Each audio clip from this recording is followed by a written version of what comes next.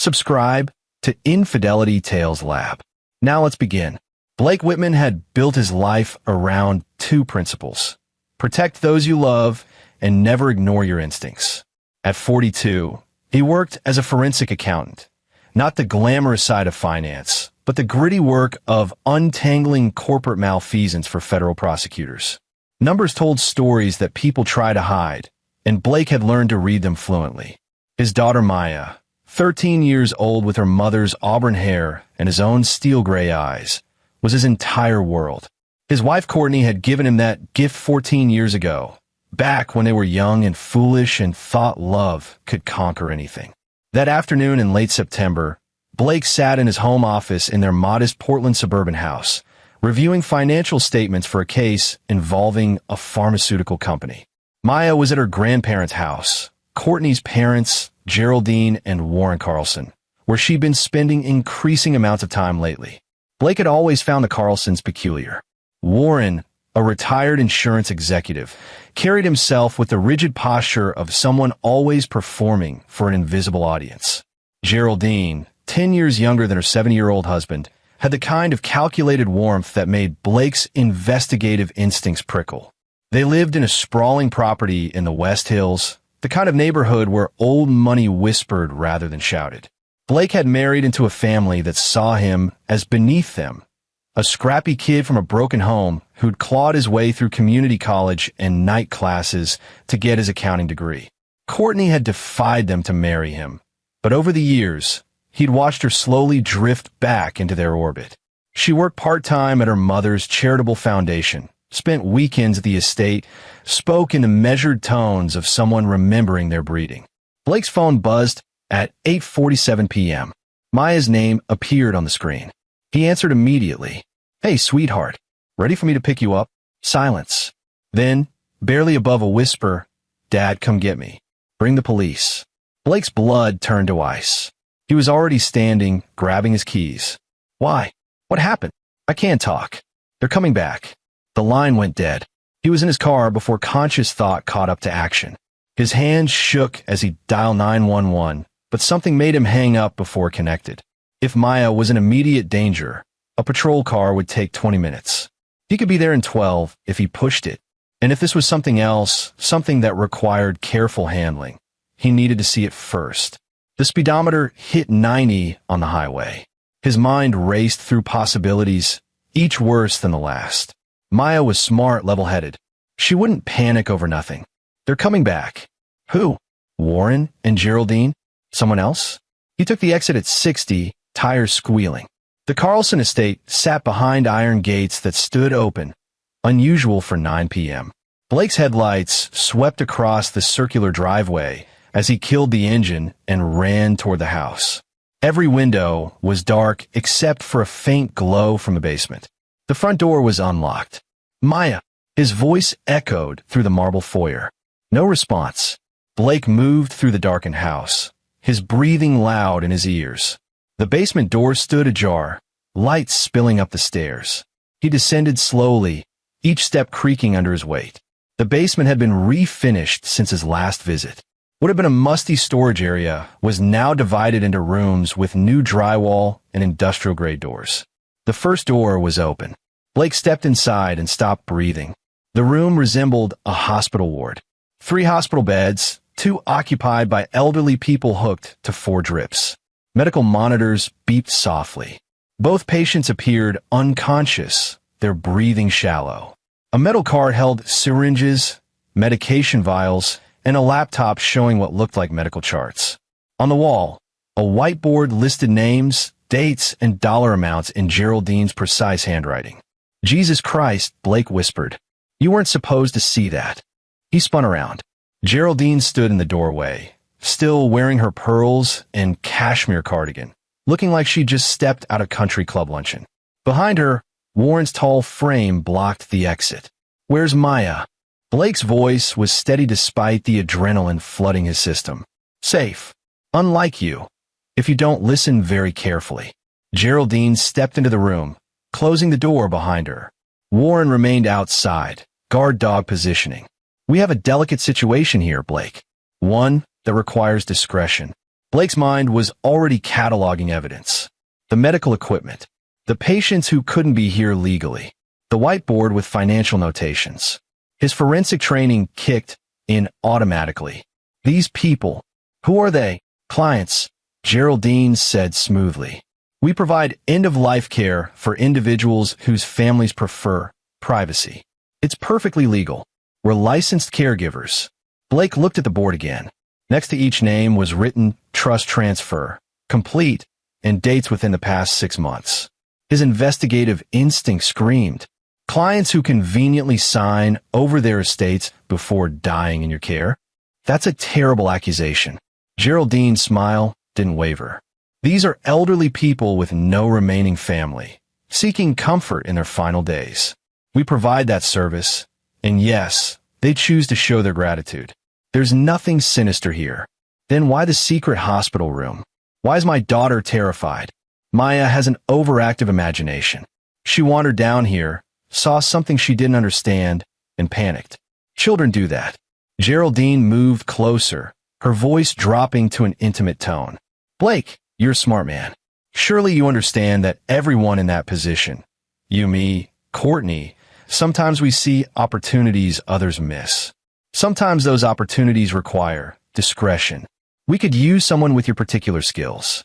Someone who understands financial structures, estate planning. Someone who could make things cleaner, more efficient. She was offering him a partnership in whatever this was. Blake felt sick. I want my daughter. Now. Of course. But first, we need to reach an understanding. What you've seen here tonight, it stays here. You forget about it. Maya forgets about it. We continue as we always have. Except now you understand why certain questions shouldn't be asked. In return, well, Geraldine gestured around the room. There's considerable profit in this work. Enough that Maya could attend any college she wants. Enough that you wouldn't have to spend your life chasing pennies for prosecutors. Blake understood then. This wasn't just his in-laws. Courtney knew. Had to know. Her part-time work at the charitable foundation made 6 cents now. Identifying targets, maybe. Vulnerable elderly people with estates and no family. His wife was part of this. I need to think, he said carefully. This is a lot to process. Of course. Take the weekend. But Blake. Geraldine's eyes went cold. Make the right choice. For everyone's sake. Maya's especially. Children are so vulnerable at her age. So many things could go wrong. The threat was clear. Blake nodded slowly, playing the part of someone considering corruption. Where is she? Upstairs, Warren's study. She's fine. Just scared. Blake moved past Geraldine, climbed the stairs, and found Maya curled in a leather chair, hugging her knees. She launched herself at him, sobbing. It's okay, baby. I've got you. He held her tight, stroking her hair. Over her shoulder, he saw Warren standing in the hallway, watching them with the expression of someone calculating odds. I saw them, Dad, Maya whispered. The people. They were barely alive. And Grandma Jerry, she was doing something with her medicine. I heard her talking to someone on the phone about accelerating the timeline. What does that mean? Chill. We'll talk at home. Blake carried her out, past Geraldine, who stood at the bottom of the stairs wearing her pleasant mask, past Warren, who tracked their movement like a predator watching prey escape. In the car, Maya finally spoke. You believe me, right? I'm not imagining it. I believe you. Blake gripped the steering wheel. Did you see anything else? Any papers, names, anything? There was a file cabinet in the room next door. I saw inside before they came down, full of folders with names and papers. And Dad, one of the names was Mrs. Pemberton, from my school. She died last month. They said it was a stroke. Blake remembered. Eleanor Pemberton, wealthy widow, school board member. Her death had been sudden, but not suspicious. Except now it was. You did exactly right calling me. And you're going to do exactly right now by not saying anything about this to anyone. Not yet. Are we going to the police? Blake thought about what he'd seen. The patients were barely conscious, couldn't testify. The whiteboard could be erased in seconds. The estate transfers were probably legal on paper. The Carlsons had been doing this long enough to have lawyers and systems in place. And Courtney. He needed to know how deep her involvement went before he destroyed their daughter's mother. Soon, he said. But first, Dad needs to do what he does best. follow the money. When they got home, Courtney's car was in the driveway. She met them at the door, eyes red from crying. Thank God you're both okay. Mom called, said there was some kind of misunderstanding that Maya got scared. Stop. Blake's voice cut through her words. He turned to Maya. Go to your room. Headphones on. Music loud. Don't come out until I say. Maya nodded and fled upstairs. Blake waited until he heard her door close, then turned to his wife of 14 years. How long? He asked quietly. Courtney's face crumbled. Blake, please. It's not what you think. How long? She sank into a chair, defeated. 3 years. After Dad retired, they needed income. The insurance pension wasn't enough for their lifestyle. Mom had this idea. She'd worked in hospice care when she was younger, knew how the system worked. They started with one client, someone who genuinely wanted their end-of-life care and chose to donate their estate in gratitude. But then, she looked up at him with desperate eyes. It worked so well, and the people they help, Blake, they're alone. No family. They're going to die anyway. Why shouldn't their final days be comfortable? Why shouldn't their money go to someone instead of the state? Blake felt like he was looking at a stranger. They're murdering them, Courtney, accelerating their deaths. I saw that room. Those people weren't in end-of-life care. They were being drugged, kept compliant. No, it's palliative care, keeping them comfortable. If they die a little sooner, more peacefully, is that really so wrong? Yes. Blake's voice was ice. It's murder, premeditated, for profit, and you've been helping them. I manage the foundation. I coordinate their admissions. I make sure the paperwork is perfect. I'm not killing anyone. You're an accomplice. Blake turned away, trying to process this betrayal. Our daughter saw what you're doing. Call me terrified. And your mother threatened her to keep me quiet. What? No, Mom wouldn't. She told me that children are vulnerable, that many things could go wrong. She threatened our child, Courtney. Your daughter. Courtney stood, anger flashing. You're twisting everything. Mom was probably just worried you'd misunderstand. That I'd what? Turn you all in? Which is exactly what I'm going to do. You can't. Courtney's voice turned hard. You have no proof. Those patients are there voluntarily. The estates were transferred legally.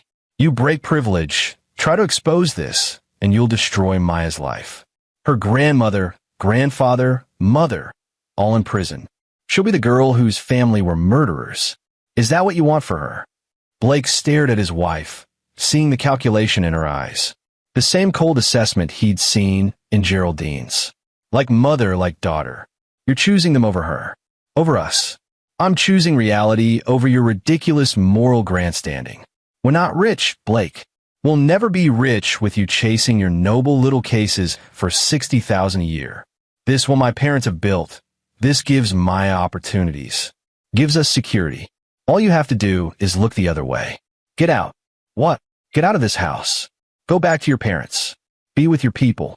Blake's voice shook with rage. But you don't touch Maya. You don't speak to her. I'm filing for divorce tomorrow, and I'm getting sole custody based on your involvement in whatever the hell this is. Courtney's laugh was bitter. You think any court will give you custody over me? I'm a stable parent. I'm the one with the family money, the connections. You're the one making wild accusations you can't prove. Try it, Blake. Try to take her from me, and I'll make sure you're the one who ends up destroyed. She grabbed her purse and walked out. Blake heard her car start, listened to the sound fade into the night. Then he climbed the stairs to Maya's room. She was sitting on her bed, headphones around her neck, tears on her face. She'd heard everything. I'm sorry, baby. Blake sat beside her, putting his arm around her shoulders. Is she bad? Like Grandma Jerry and Grandpa Warren? Blake thought about lying, about protecting her childhood innocence a little longer. But Maya had already seen too much. She made bad choices. Sometimes good people do that. Sometimes they get lost. Are you going to stop them? Yes. Ow! Blake looked at his daughter. Brilliant, brave, with an unflinching sense of right and wrong. The way I always do. By following the money, building the case, and making sure justice happens. But it's going to take time, and it's going to get ugly.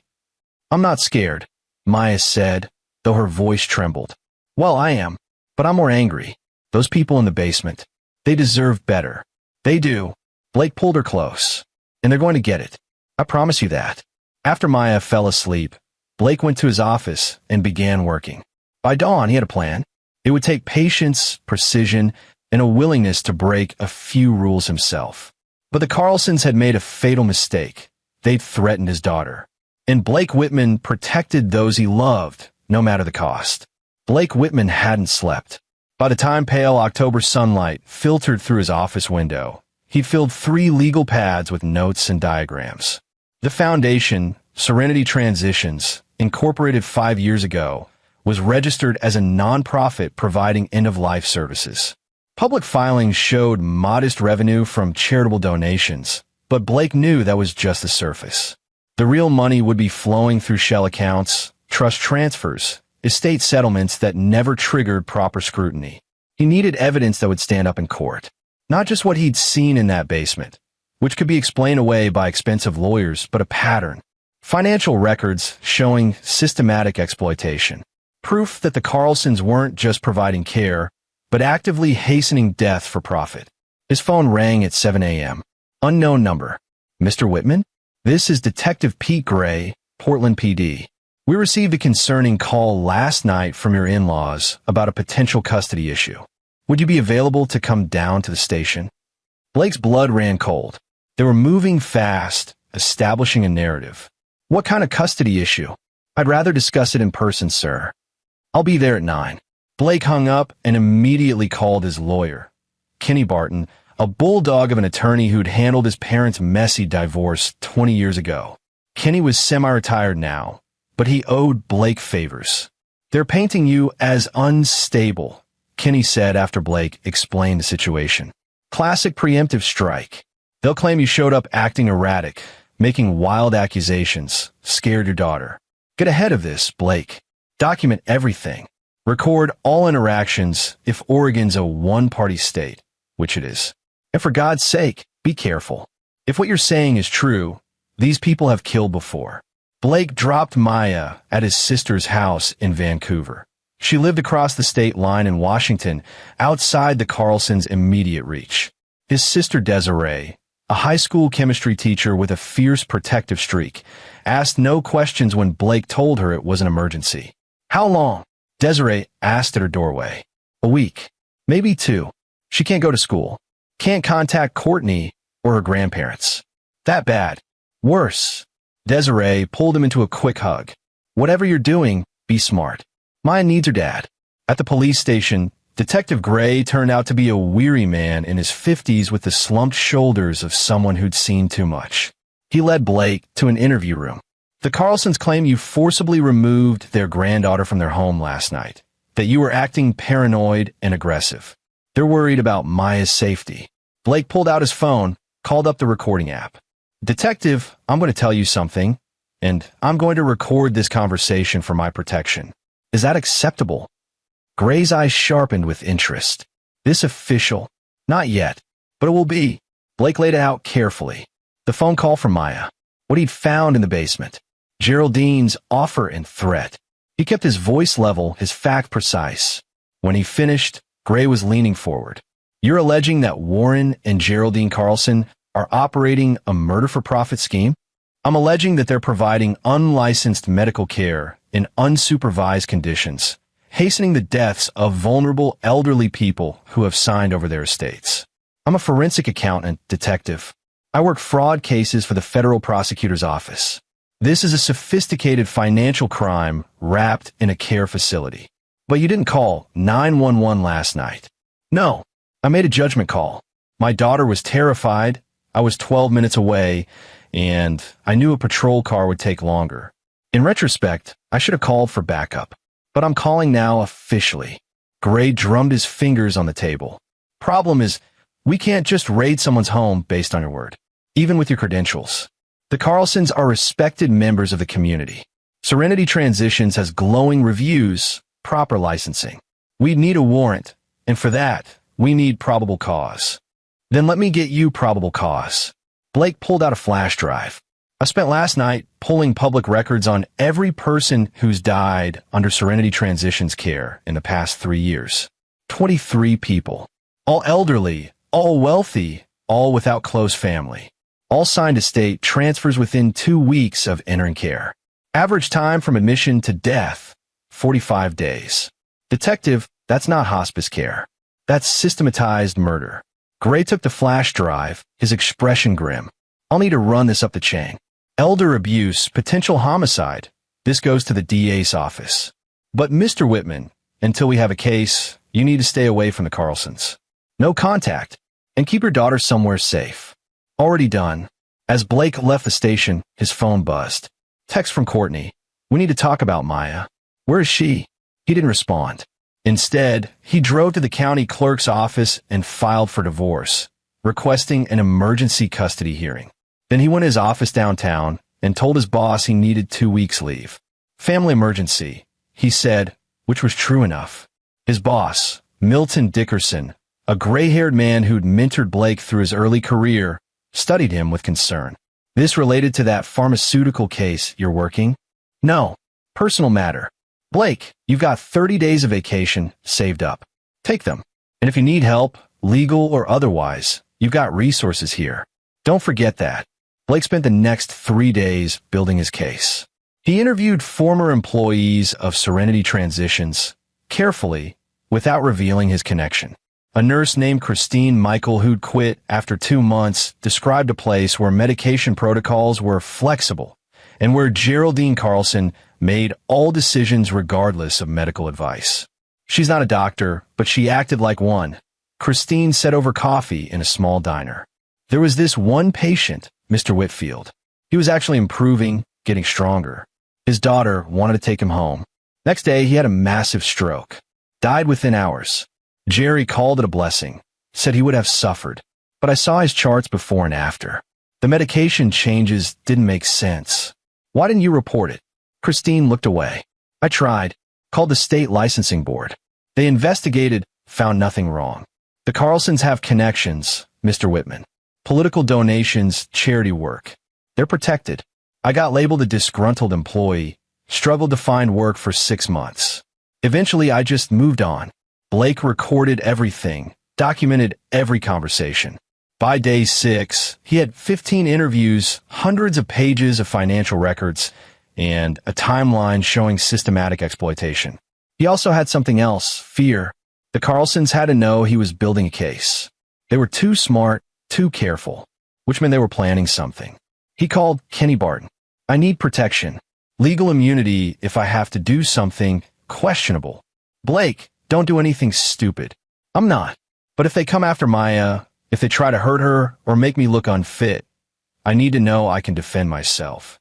Self-defense is always legal. Beyond that, you're on your own. Blake, listen to me. You're a good man. Don't become what they are.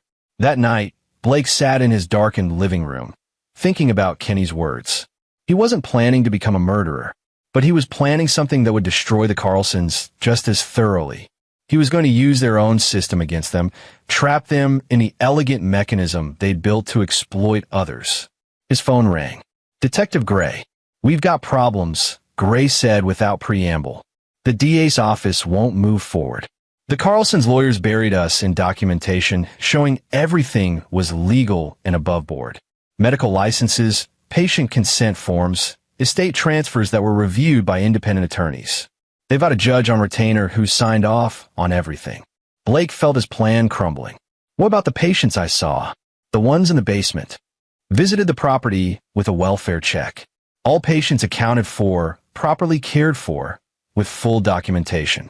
Geraldine Carlson was very cooperative.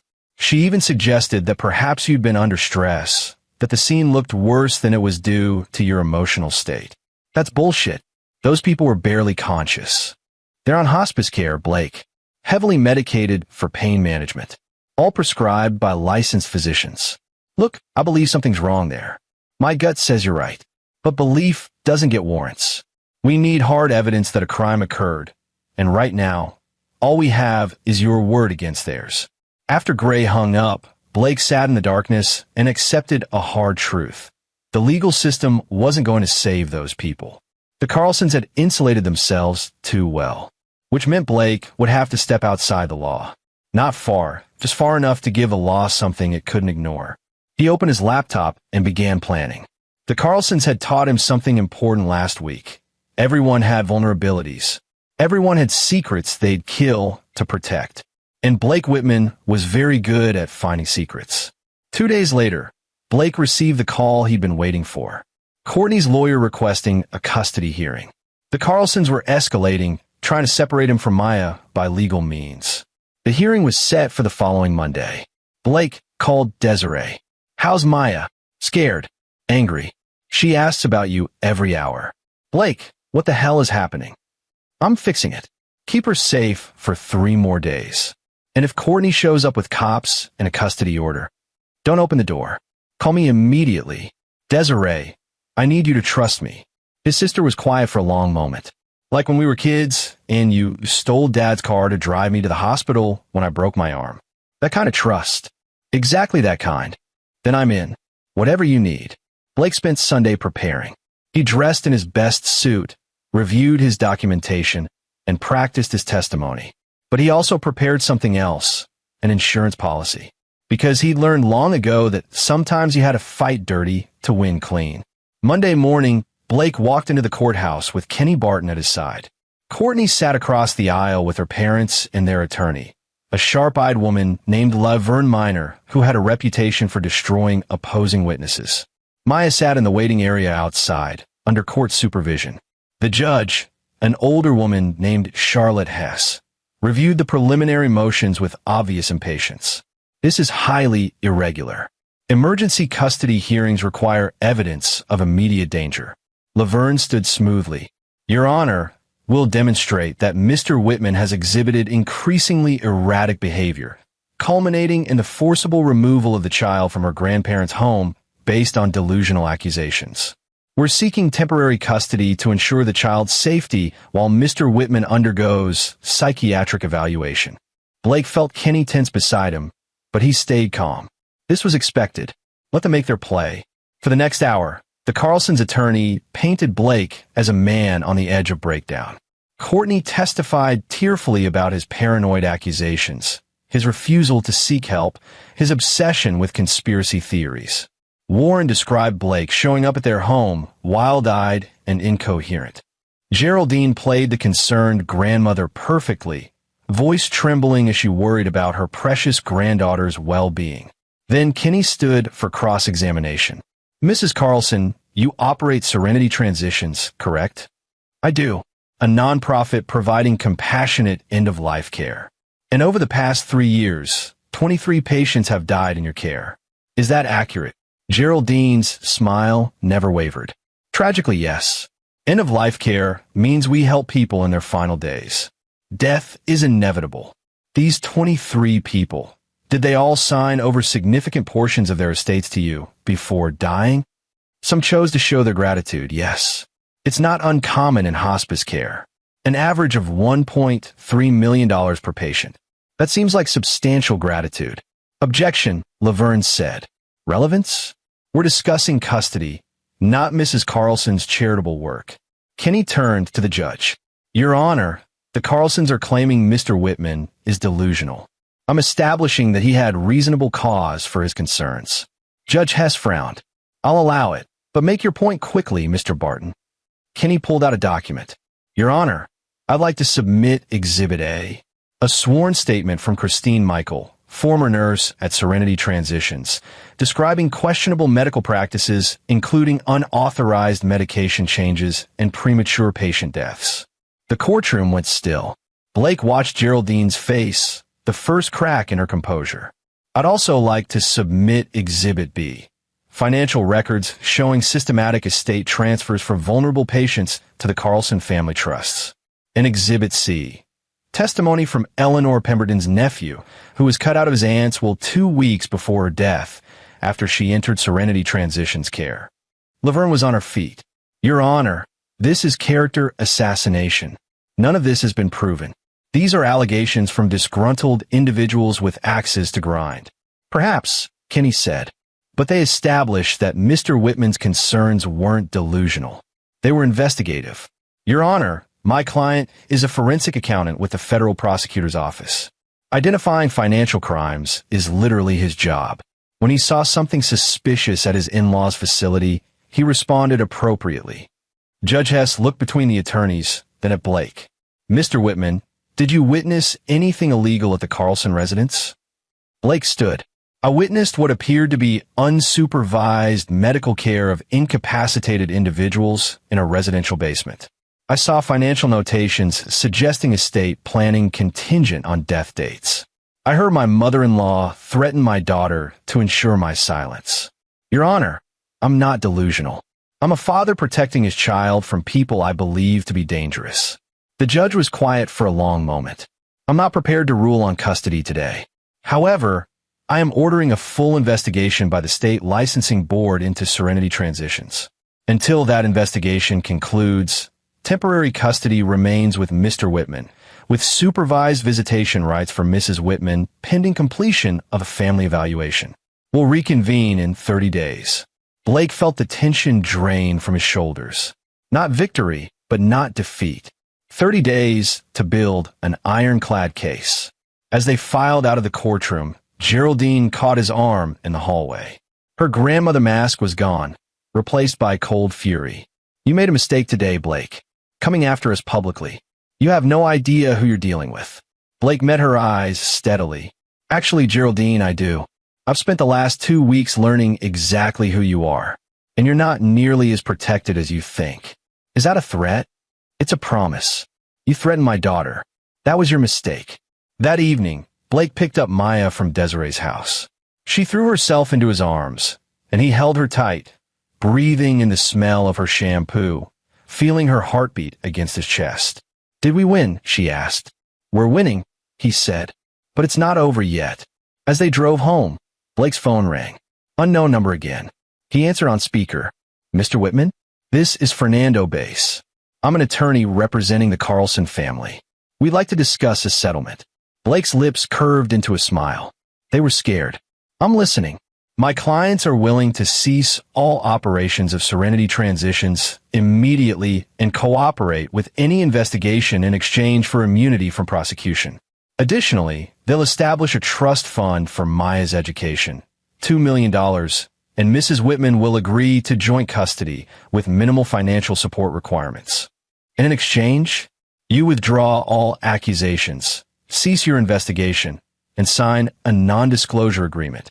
Blake looked at Maya, who was watching him with wide eyes. $2 million. Her college paid for, her future secured. All he had to do was let murderers walk free. Tell your clients to go to hell, Blake said and hung up. Maya squeezed his hand. Good, good. You can't let them buy you off, Dad. That's what bad people do. They think everything has a price. Blake pulled over, turned to face his daughter. Maya, that money could have changed your life. My life is already good. I have you. Those people in the basement, they deserve someone to fight for them. You're doing that. She paused. That's worth more than money. Blake felt tears prick his eyes. When had his little girl become so wise? You're right. But baby, this is going to get harder before it gets better. They're going to fight back. Let them, Maya said fiercely. We're stronger. As Blake pulled back onto the road, he made a decision. The Carlsons wanted to play hardball? He'd show them what a forensic accountant with nothing to lose could really do. Because they'd taught him something important.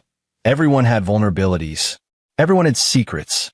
And Blake Whitman was about to expose all of theirs. Blake Whitman spent the next week transforming into someone he barely recognized. The man who'd always colored within legal lines, who'd built a career on procedure and protocol, was gone. In his place was someone who understood that sometimes justice required darker methods. He started by following the money, not just the obvious estate transfers, but the intricate web of shell companies, offshore accounts, and dummy trusts the Carlsons had woven. Working 18-hour days, he traced every transaction, every transfer, every carefully laundered dollar. What he found was staggering. Serenity Transitions was just the visible part. Beneath it lay a network of related entities, real estate holding companies, medical supply corporations, even a funeral home. The Carlsons had vertically integrated their murder business, controlling every aspect from admission to burial. Patients who entered their care didn't just die. They were systematically stripped of assets, their estates flowing through channels that ended in Carlson-controlled accounts. But the most damning discovery came from an unexpected source. Lorenzo Kuhn, an attorney who'd handled estate transfers for the Carlsons, reached out through an anonymous email. They met in a parking garage downtown, Kuhn nervously chain-smoking. "I can't be connected to this," Kuhn said immediately. "I've got a family, a career, but I can't sleep anymore, knowing what I helped them do." "Tell me," Blake said quietly. "The patients, they didn't all willingly sign those estate transfers. Some were heavily sedated when I came to witness signatures. Others had clearly been coached, repeating phrases that sounded scripted. There was this one woman, Ada Woodruff. She kept asking where her daughter was, said her daughter would never allow this. Geraldine told me the daughter was dead, that Ada was confused. But Ada was lucid, insistent. I looked into it later. The daughter lived in Seattle, very much alive. By the time I reached out to her, Ada was dead." Blake felt his rage crystallize into something cold and focused. "Will you testify to this? Not officially, but I'll give you copies of everything. The files, the contracts, my notes. You can use them however you need, just keep my name out of it." Blake took the flash drive Kuhn offered. "Why now? Why reach out after all this time?" Kuhn's face twisted with shame. "Because I heard they were going after your daughter. Heard Geraldine talking to Warren about how to use custody courts to break you, make you drop the investigation. I got a daughter too. If anyone threatened her." He shook his head. "Some lines you don't cross." That evening, Blake sat with Maya at their dining room table. Chinese takeout containers spread between them. She was doing homework, geometry proofs, while he reviewed Kuhn's files. The normalcy felt surreal given what they were facing. "Dad," Maya looked up from her textbook. "When this is over, when you stop them, what happens to us?" Blake set down his papers. "What do you mean?" "Mom, Grandma, and Grandpa. They're going to jail, right? If you prove what they did." "Probably. Yes. And everyone at school will know. I'll be the girl whose family are murderers." Her voice was small, scared. "I'll be damaged goods." Blake moved around the table, crouched beside her chair. "Listen to me. You're not damaged. You didn't do anything wrong. You're the one who had the courage to call for help, to do the right thing, even when it was terrifying. That makes you brave, Maya. That makes you good. But people won't see it that way. They'll see my last name and make assumptions." Blake thought about his own childhood, the assumptions people made about kids from broken homes, from neighborhoods like his. The way teachers had looked at him with lowered expectations, the way Courtney's friends had whispered about him being rough around the edges. Maya was right. The world made assumptions. "Then we'll prove them wrong," he said firmly. "We'll show them who you really are. And anyone who judges you based on other people's crimes isn't worth your time anyway." Maya leaned into his shoulder. "I'm glad you're my dad. I'm glad you're my daughter." Blake held her, thinking about how close he'd come to losing this. Losing her to the Carlsons' threats. That thought fueled his determination. The following Monday, Blake implemented phase 2 of his plan. He couldn't take down the Carlsons through legal channels alone. They corrupted too many systems, bought too much protection. But he could expose them to something they couldn't control: public outrage. He'd spent years building relationships with journalists who covered financial crimes. Now he called in those favors.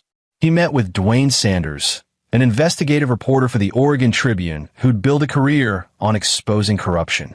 They met at Powell's Books, lost in the maze of shelves, speaking quietly. "You're handing me the story of the decade," Dwayne said, flipping through the evidence Blake provided. "Elder abuse, murder for profit, corrupted legal system. But you understand what happens when I publish this? Your family gets dragged through the mud. Your daughter's name gets plastered everywhere. Use initials, MW, a 13-year-old witness. Protect her identity. I can try. But in a case this high profile, with court records and public filings, someone will connect the dots." Blake had anticipated this. Then make sure the story is so overwhelming, so focused on the victims, that Maya becomes a footnote. Make the Carlsons the villains they are. Give the victims names, faces, stories. Make people care about them more than they care about scandal. Dwayne studied him. "You've thought this through." "I've thought about nothing else." The article ran that Thursday. The Tribune devoted 6 pages to it, above the fold, with a devastating headline: "Death for Dollars. How one Portland family built a murder empire on the vulnerable. Dwayne had done exactly what Blake asked. The piece focused on the victims: Eleanor Pemberton, grandmother and school board member; Robert Kim, retired professor; Ada Woodruff, who died asking for a daughter who was never contacted. Their faces stared out from a page, their stories told with compassion and fury.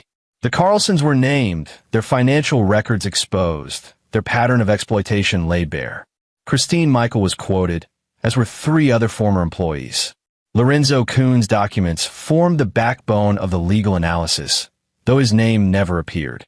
And buried deep in the article, almost as an afterthought, the alleged criminal enterprise was discovered when a family member, a forensic accountant, became suspicious of irregularities and contacted authorities.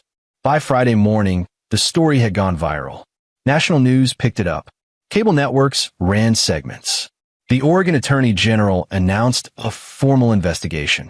The FBI opened a case file: financial crimes, wire fraud, potential RICO charges. Blake watched it unfold from his home office, feeling something like satisfaction mixed with sorrow. This was justice, but it came at a cost.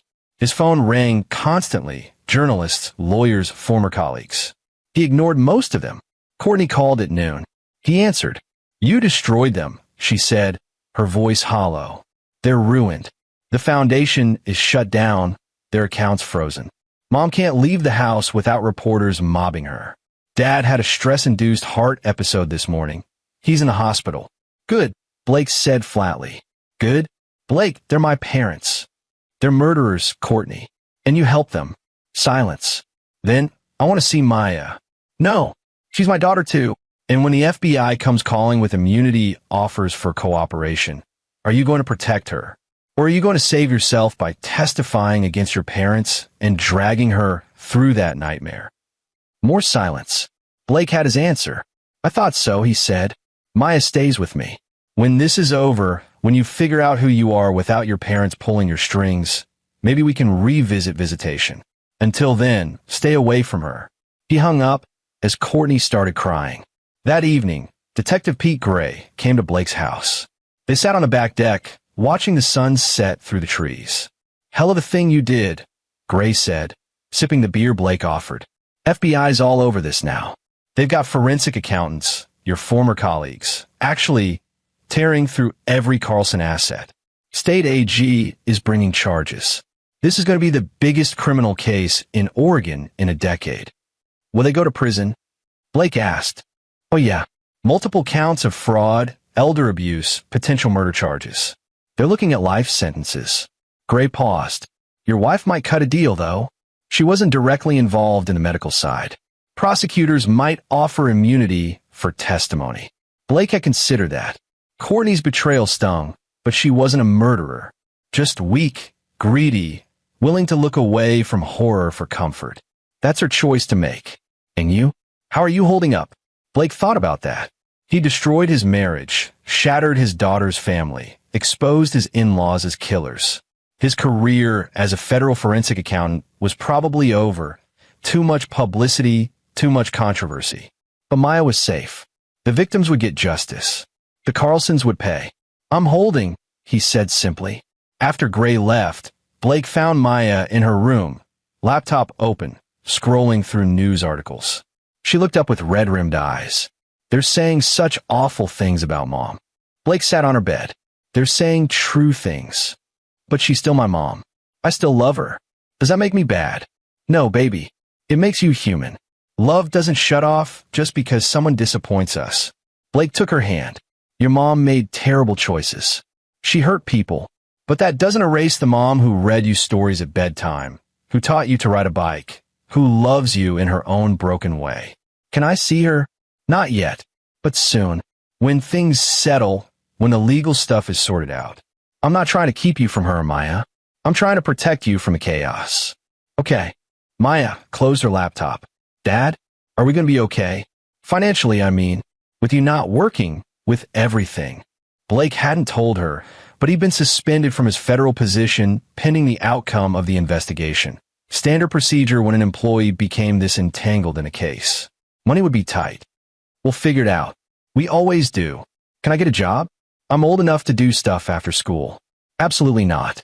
Your job is to be 13. To do your homework, hang out with friends, be a kid. I'll handle the adult stuff. Maya studied him seriously. You're not going to lose the house, are you? Blake wanted to lie, to reassure her. But they'd been through too much for dishonesty. I don't know. Maybe. But we'll land on our feet. I promise you that. I don't care about the house, Maya said fiercely. I care about you. About us. As long as we're together, I don't care where we live. Blake pulled her into a hug, feeling his heart crack open with love and pain. When did you get so wise? Learn from my dad, she said into his shoulder. The weeks that followed were brutal. The Carlsons were arrested, Geraldine first. Perp walked out of her mansion in handcuffs while cameras rolled. Warren followed 2 days later, released from the hospital into federal custody. They pled not guilty, hired expensive lawyers, fought every charge. Courtney took the immunity deal. Blake heard through Kenny that she'd spent 6 hours in a conference room with prosecutors, giving up everything she knew about her parents' operation. It would save her from prison, but destroy any remaining relationship with the Carlsons. The trial date was set for 6 months out. In the meantime, Blake's life contracted to a small routine, taking care of Maya, preparing testimony, rebuilding. Milton Dickerson reached out with a consulting offer, reviewing the Carlson financial records for the prosecution, paid hourly. It wasn't his old salary, but enough to keep them afloat. 3 months after the arrests, Blake and Maya moved out of their house. It was too big, too expensive, too full of memories. They found a modest 2-bedroom apartment in a good school district. Maya decorated her room with posters and string lights, making it her own. Blake found he didn't miss the house at all. One Saturday morning, Blake was making pancakes when someone knocked on their apartment door. He looked through the peephole and saw Courtney standing in the hallway, holding a small gift bag. He opened the door, but didn't invite her in. "What are you doing here?" "I wanted to see Maya. I know I don't have the right, but it's her birthday tomorrow, and Courtney's voice broke. She looked terrible, gaunt, aged, worn down by the weight of what she'd done. "Please, Blake, 5 minutes, just to give her this." Blake considered refusing. Then he thought about Maya, asking if she'd ever see her mother again. "Wait here." He found Maya in her room. "Your mom's at the door. She wants to say happy birthday. You don't have to see her if you don't want to." Maya bit her lip, then nodded. "I want to." Blake led her to the door, stayed close as Courtney crouched down to Maya's level despite Maya being nearly as tall as her now. "Hi, baby," Courtney said, tears streaming down her face. "Happy birthday. You're 14. God, you're so grown up." "Hi, Mom." Maya's voice was cautious, hurt. "I brought you something. I know it doesn't make up for anything, but..." Courtney held out the gift bag. Maya took it, pulled out a small jewelry box. Inside was a necklace, a simple silver chain with a small compass pendant. "I got it years ago, meant to give it to you when you were older," Courtney said. "It's supposed to help you find your way home. I thought, even if you don't think of me as home anymore, maybe you'll remember that I love you. I'm sorry. I'm so sorry for everything." Maya held the necklace, her own tears falling now. "Why did you do it, Mom? Why did you choose them over us?" "Because I'm weak," Courtney said simply. "Because I was scared of disappointing my parents, of not being enough. Because I told myself it wasn't that bad, that those people were dying anyway, that it didn't really matter. I was wrong about all of it. And I'm going to spend the rest of my life trying to be better, trying to deserve you, even if I never get the chance to be your mom again." Maya threw her arms around Courtney, sobbing. Blake watched them, feeling his own tears threaten. Whatever else Courtney was, she was Maya's mother. And Maya needed this. Needed to believe her mother was more than just a criminal, more than just complicit in horror. After 5 minutes, Blake gently separated them. "Time to go, Courtney." Courtney nodded, wiped her eyes. "Thank you for letting me see her. Blake, I know I don't deserve your forgiveness, but thank you for protecting her, for being what I couldn't be. Take care of yourself," was all Blake could manage. After Courtney left, Maya put on the necklace. She wore it every day after that, even to the trial. The trial lasted 4 weeks. The prosecution presented overwhelming evidence, Financial records, witness testimony, medical documentation showing systematic abuse. The defense tried to argue that the Carlsons genuinely believed they were helping people, that any financial benefit was incidental. No one bought it. Blake testified for 6 hours, walking the jury through the financial trail that proved premeditated, systematic exploitation. Maya testified too, briefly, describing what she'd seen that night. The defense attorneys didn't cross-examine her. Even they understood that attacking a teenage witness would alienate the jury. The verdict came back on a Tuesday afternoon, guilty on all counts. Geraldine showed no emotion. Warren wept. They were sentenced 2 weeks later. 40 years each, no possibility of parole. Blake and Maya stood outside the courthouse afterward, reporters shouting questions. Blake ignored them all, put his arm around his daughter's shoulders, and walked away. Is it over? Maya asked quietly. The trial is, Blake said. The rest, the healing, the moving forward, that's just beginning. Good, Maya said. I'm ready. As they walked to their car, Blake felt the weight of the past months begin to lift.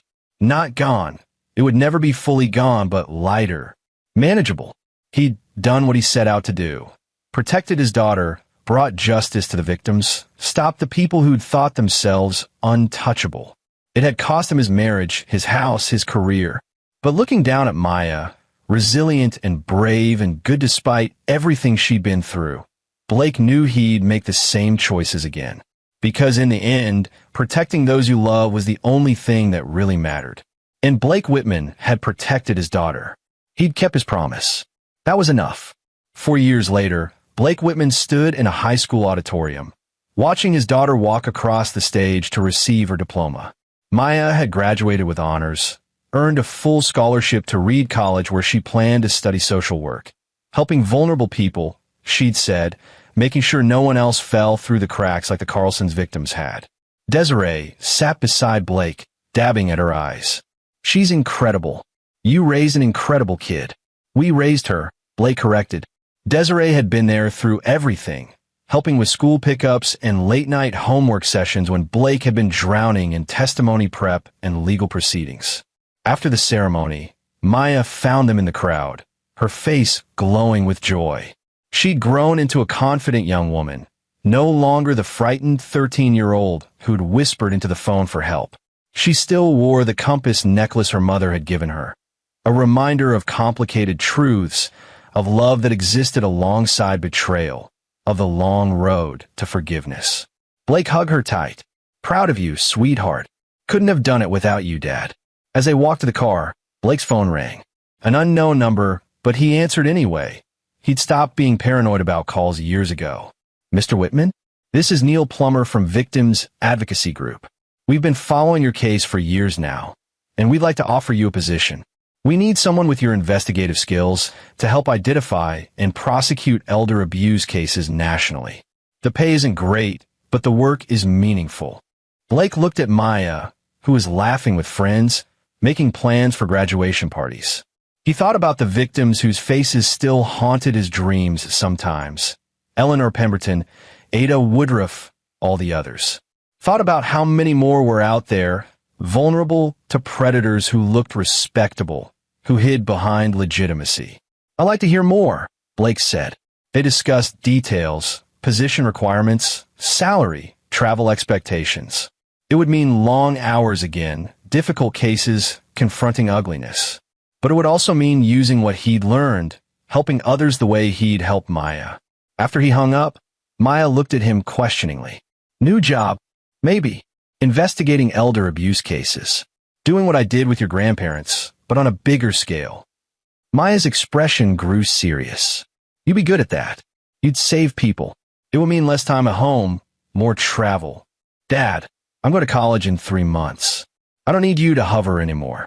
She squeezed his hand. Do something that matters. You've earned that. Blake pulled her close. You matter.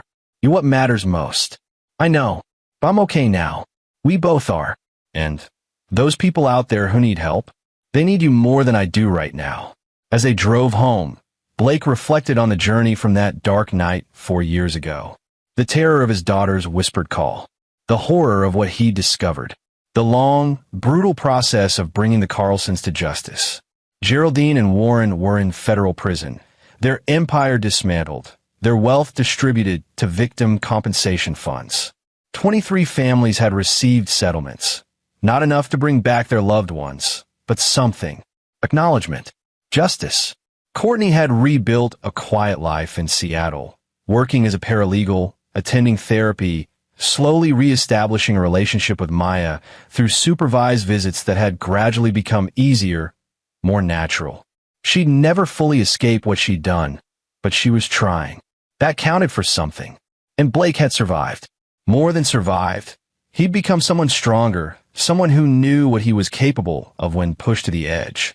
He learned that sometimes the law wasn't enough, that sometimes you had to color outside the lines to make things right.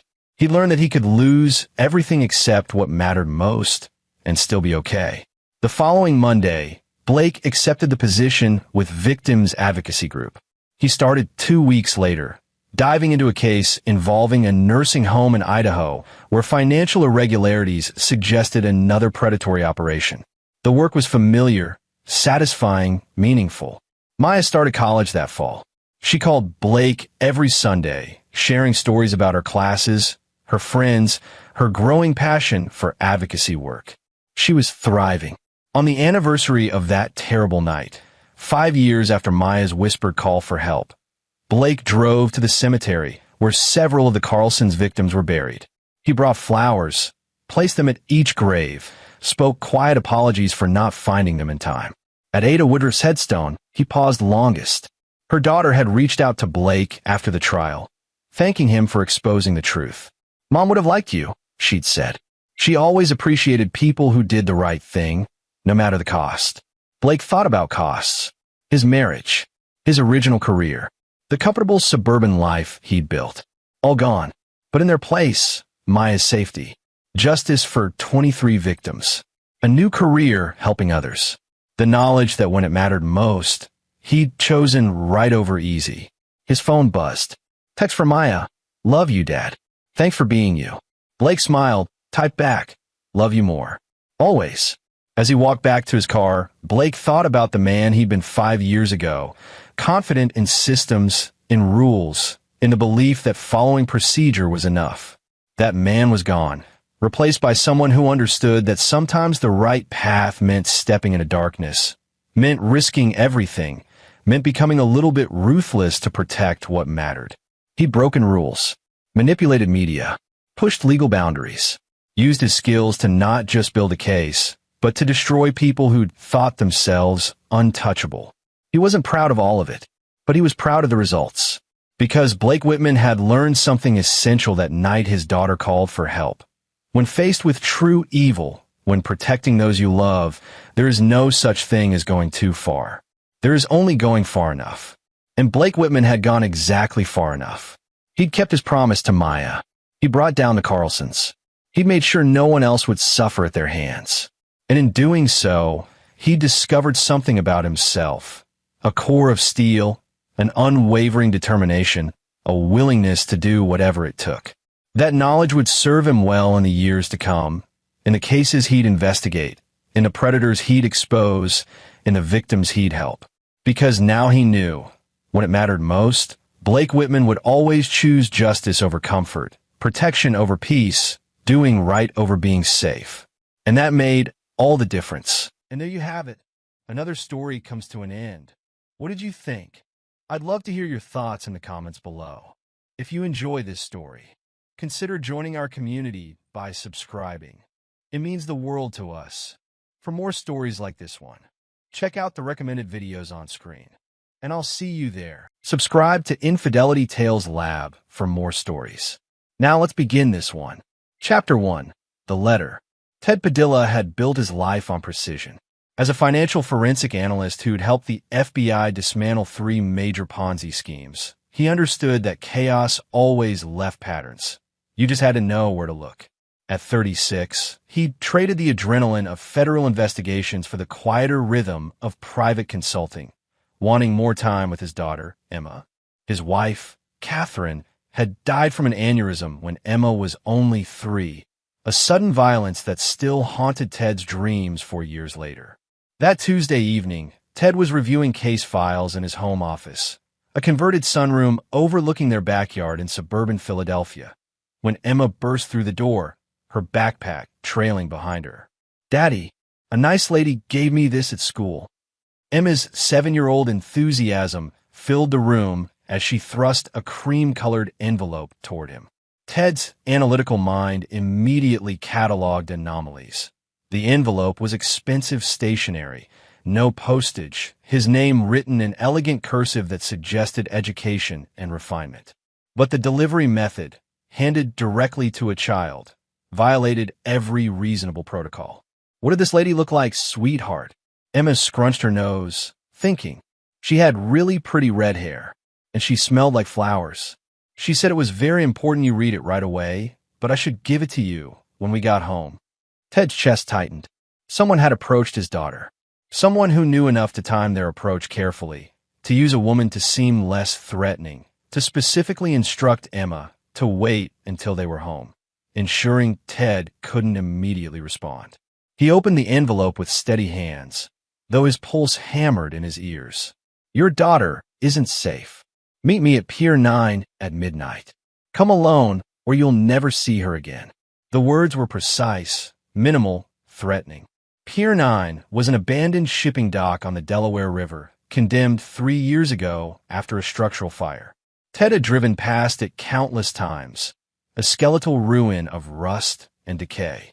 "Did she say anything else?" Ted kept his voice calm, not wanting to frighten Emma. "She said she was an old friend of yours, that you'd be happy to hear from her." Emma was already losing interest, pulling out her homework. "Can I have a snack?"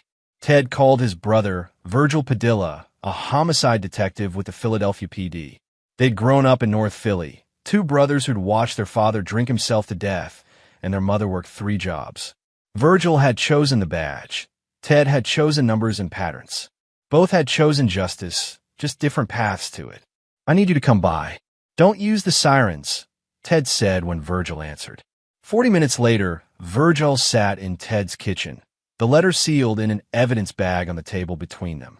Emma was upstairs, occupied with her tablet and oblivious to the tension below. "This is professional," Virgil said, studying the paper. "Quality stationery, careful phrasing designed to isolate you and create urgency." The nice lady approach to Emma was calculated, less threatening to a child than a man. "Whoever this is, they've planned this carefully." "Run the school security footage," Ted said. Emma said around 2:30, near the pickup area. "Already texted my tech guy." Virgil leaned back, his detective's eyes assessing his brother. "What cases are you working? Anyone who'd want leverage over you?" Ted had considered this during the 40 minutes before Virgil arrived. "I'm reviewing the Montgomery investment case, $340 million fraud. But that's just analysis for the prosecution. I'm not uncovering anything new." "What about old cases? Someone getting out of prison, holding a grudge?" "I've put away embezzlers, not violent criminals. These were white-collar cases." Virgil's phone buzzed.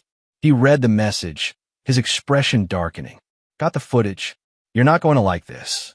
The video, forwarded to Virgil's phone, showed a woman in her late 30s with striking auburn hair, expensive clothes, and sunglasses despite the overcast day. She approached Emma with practiced ease, handed her the envelope, spoke briefly, then walked away. The camera angle never caught her face clearly. She'd known exactly where the blind spots were. "She's done this before," Virgil muttered. "Professional surveillance work, maybe, or law enforcement training." But it was the next part that made Ted's blood freeze. At exactly 9:47 p.m., while Virgil was still at Ted's house, Ted's phone rang. Unknown number. "Mr. Padilla," a woman's voice cultured and calm. The same voice, Ted was certain, that had spoken to Emma. "I hope you received my letter. I also hope you're not involving the police. But since I can see Detective Virgil Padilla's car in your driveway, I know you are." "That's disappointing." Ted's eyes shot to Virgil, who was already moving toward the window. "Who are you?" Ted demanded. "Someone who knows everything about you, Ted. I know your daughter eats strawberry yogurt for breakfast every Tuesday.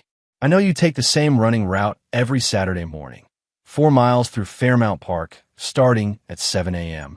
I know you still wear your wedding ring, even though Catherine's been gone 4 years. And I know that right now, you're terrified, which is exactly how I want you. What do you want? Midnight. Pier 9. Come alone, or this gets much worse. Your brother can stay with Emma. She'll be safe as long as you cooperate. But Ted, don't try to be clever. Don't try to turn this into one of your investigations. Just come, listen, and if you're smart, everyone walks away intact. The line went dead. Virgil was already on his radio, calling for a patrol car. We'll have units watching the house, unmarked cars. She's watching us right now, Ted interrupted. She saw your car. She knows our next moves. And we changed tactics. Let me go to Pier 9, wired up tactical team in position. And if she's telling the truth, if she has Emma targeted and I don't show.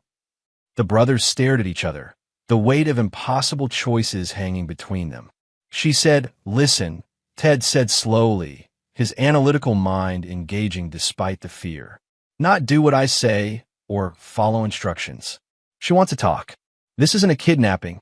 Not yet. This is recruitment or coercion. For what? That's what I'm going to find out." Chapter 2. Shadows and Secrets. The hours between the phone call and midnight crawled with agonizing slowness. Ted sat with Emma as she fell asleep, reading her favorite book about a girl detective, his voice steady even as his mind raced through scenarios. Virgil had positioned 2 plainclothes officers in unmarked vehicles on their street, with strict orders to maintain distance. Ted knew it wouldn't matter. Whoever this woman was, she was always 3 steps ahead. At 11:15 p.m., Ted left his house through the back door, moving through his neighbor's yard to a prearranged pickup 0.2 blocks away. Virgil had argued for surveillance, for backup, for every tactical advantage. Ted had refused everything except a concealed recording device, a pin-sized unit clipped inside his jacket.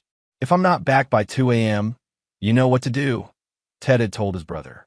"If you're not back by 1 a.m., I'm coming in with everything I've got," Virgil countered.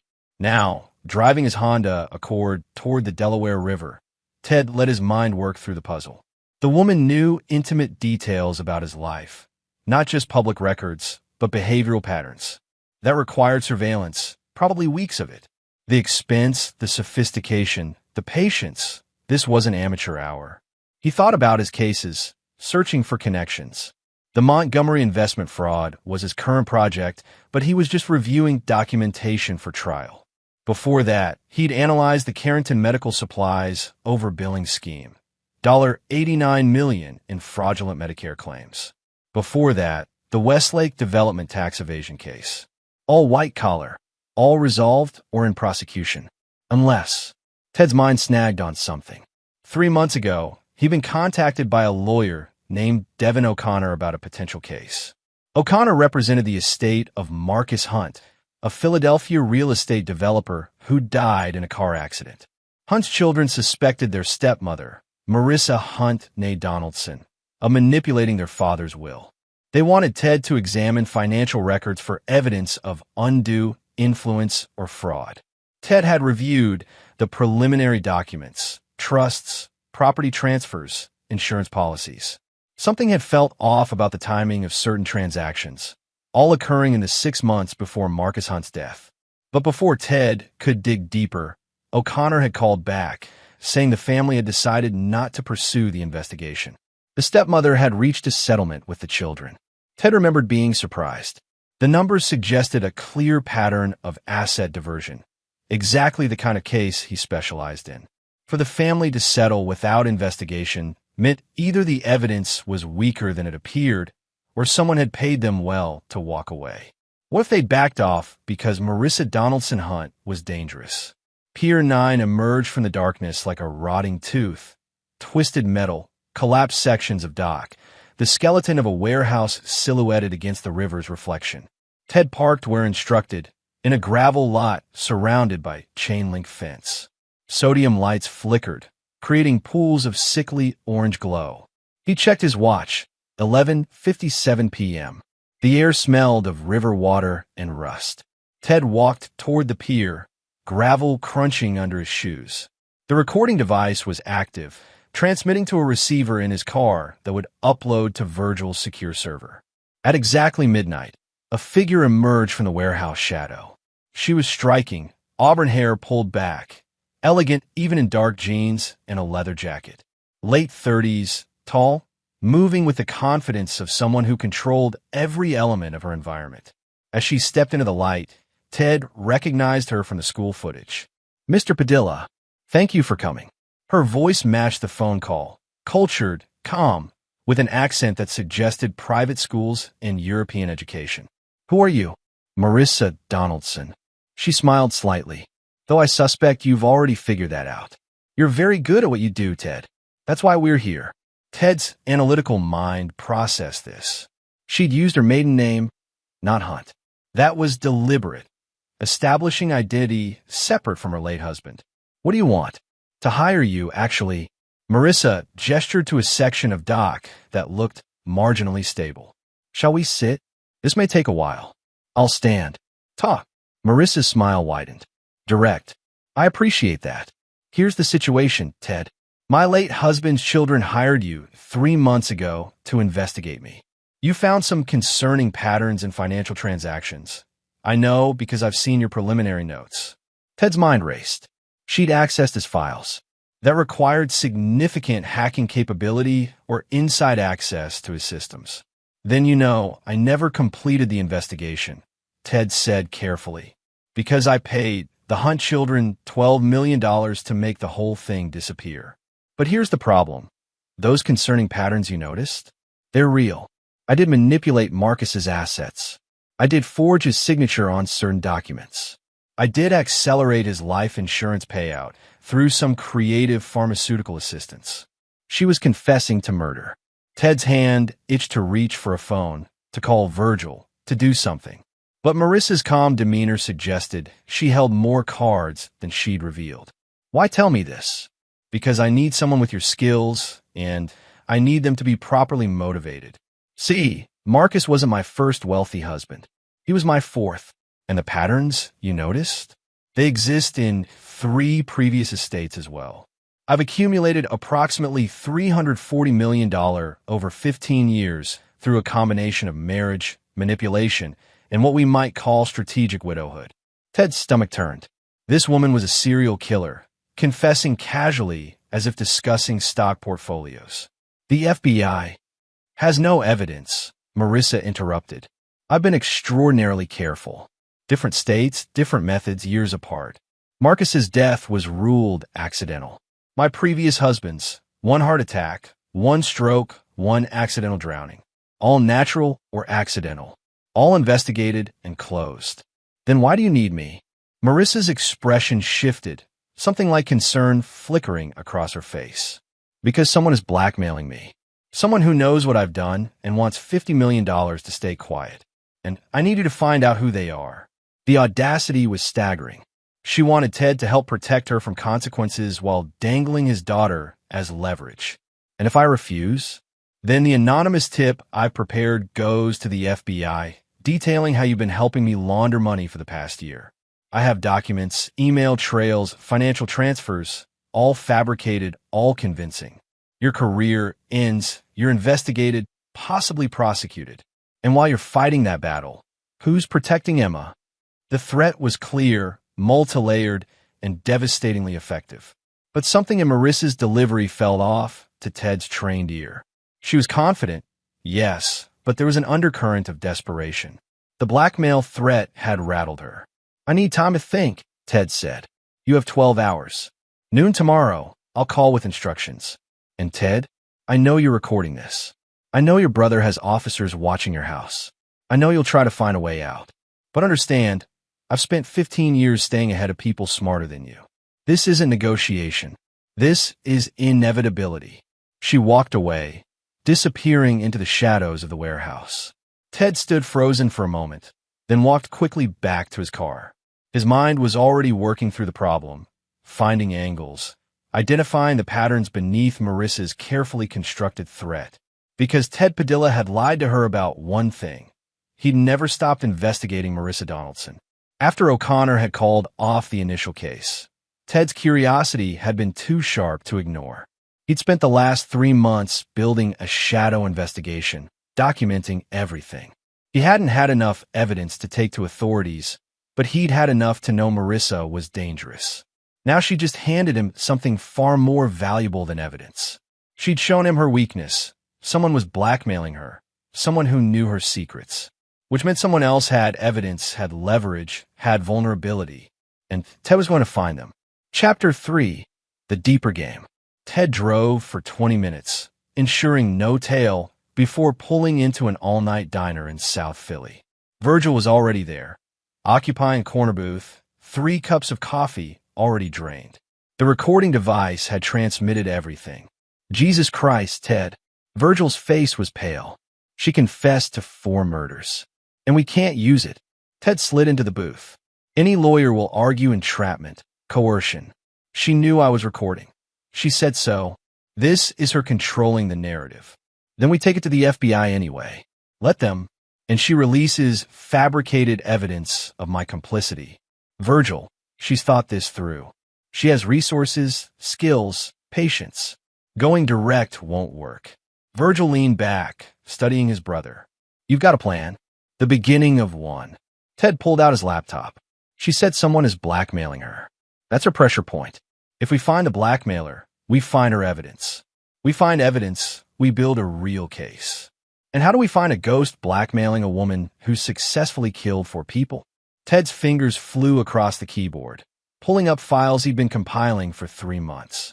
We start with what we know. Marissa's pattern is sophisticated. She marries wealthy men, usually older, isolated from family. She systematically diverts assets, then eliminates the husband using methods that appear natural or accidental. But there's always a gap between marriage and death, usually 18 to 24 months. Time to establish legal claim and redirect assets, Virgil noted. Exactly. Now, Marcus Hunt died 7 months ago. Before him, husband number 3 was Gerald Copeland, San Diego real estate mogul. Died 3 years ago from an apparent stroke. Before that, Richard Fleming, Dallas oil executive, drowned while sailing alone 5 years ago. Before him, David Schneider, Chicago commodities trader, heart attack at his desk 8 years ago.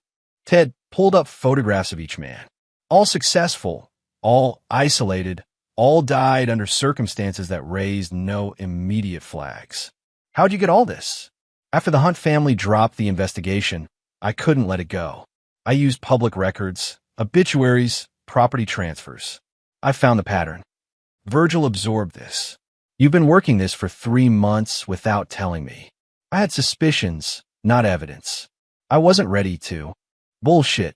You didn't tell me because you knew I'd tell you to walk away. Virgil's voice was hard. Ted, this woman has killed 4 people. She's threatening Emma. This isn't a puzzle. This is your life. The brothers stare at each other. Years of shared history crackling between them.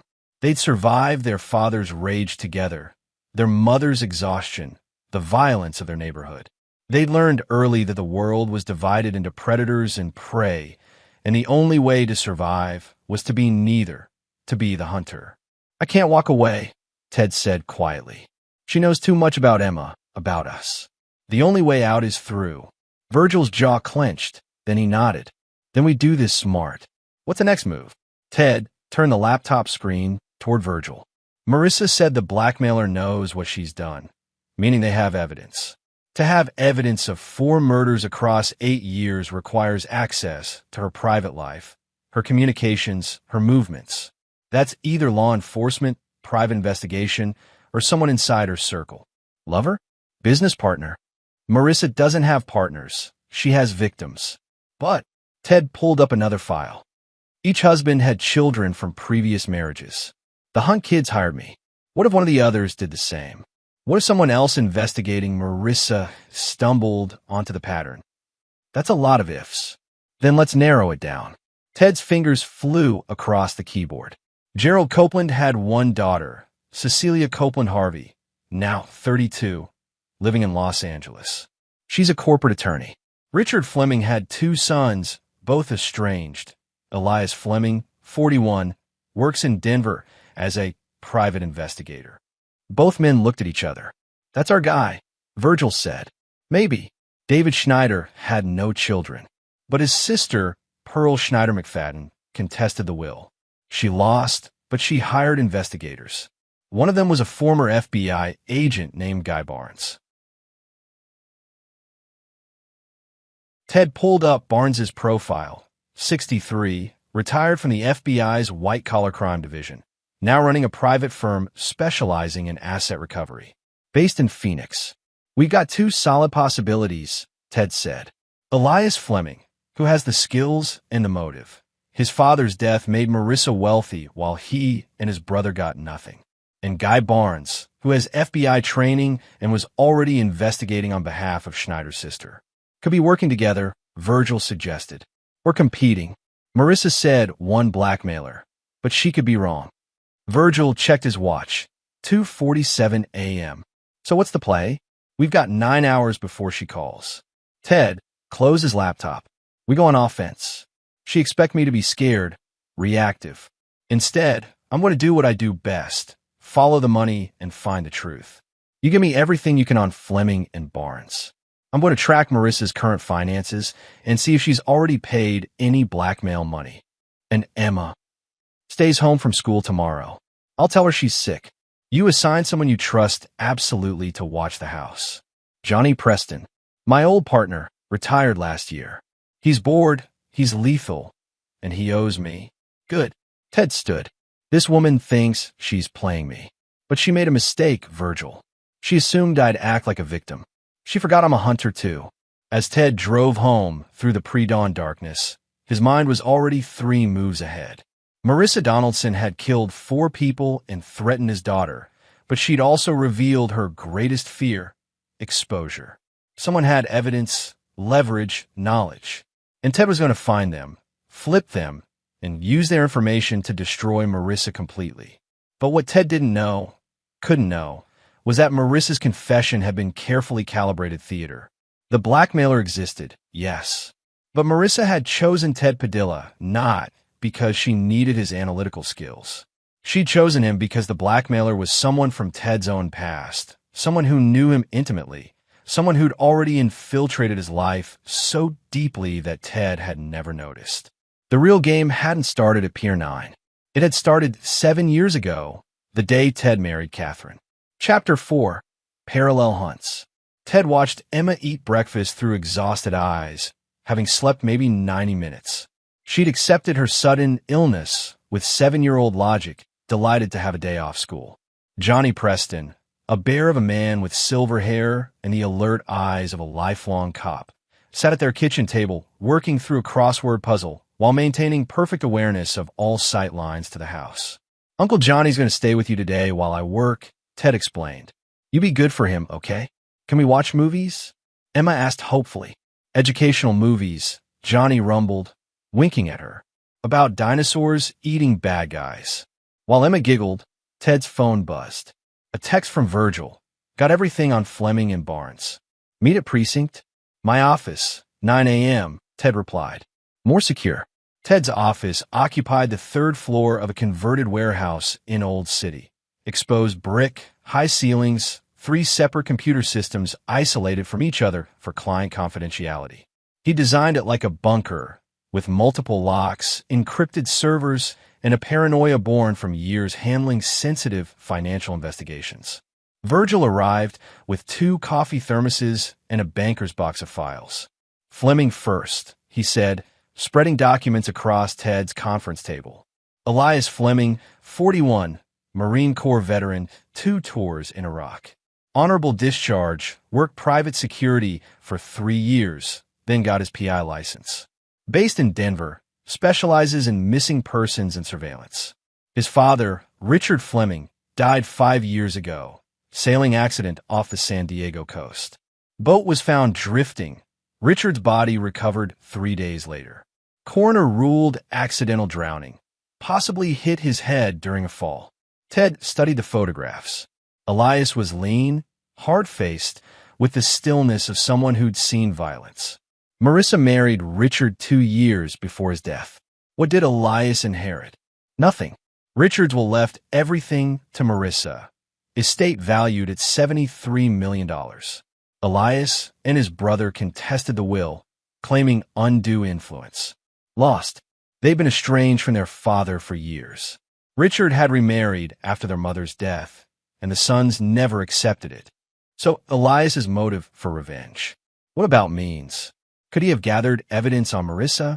Virgil pulled out another file. Here's where it gets interesting.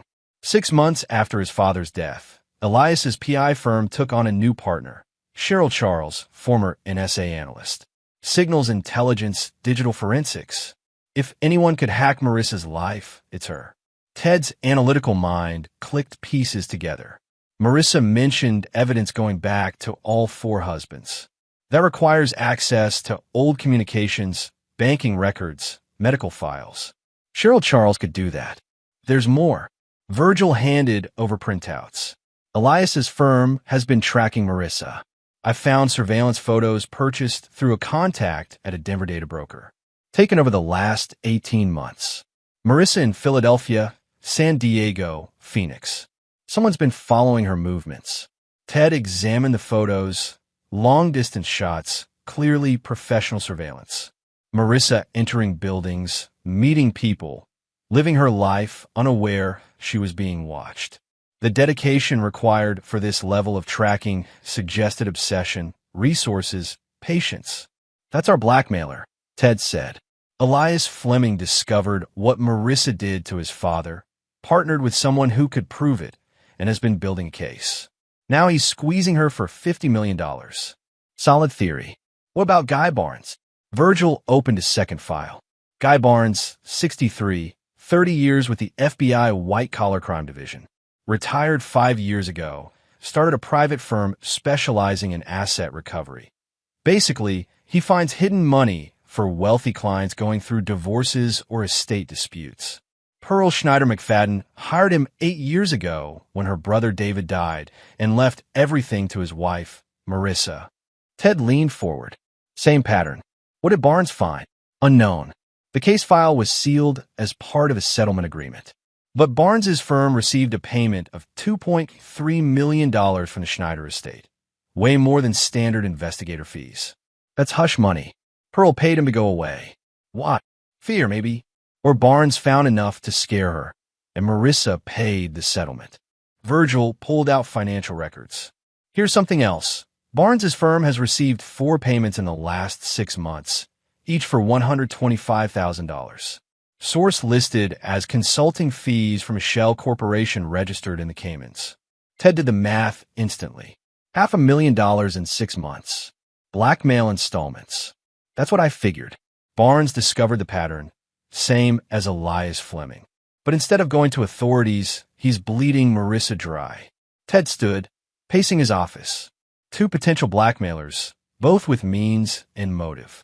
Elias Fleming, seeking revenge for his father through financial destruction.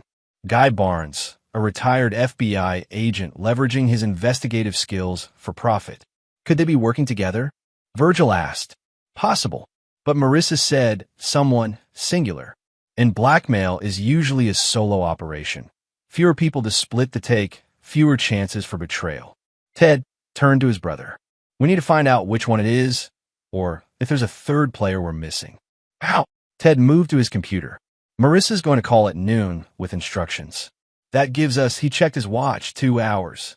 I'm going to trace recent financial movements in her accounts. If she's already paid blackmail money, it'll show a pattern.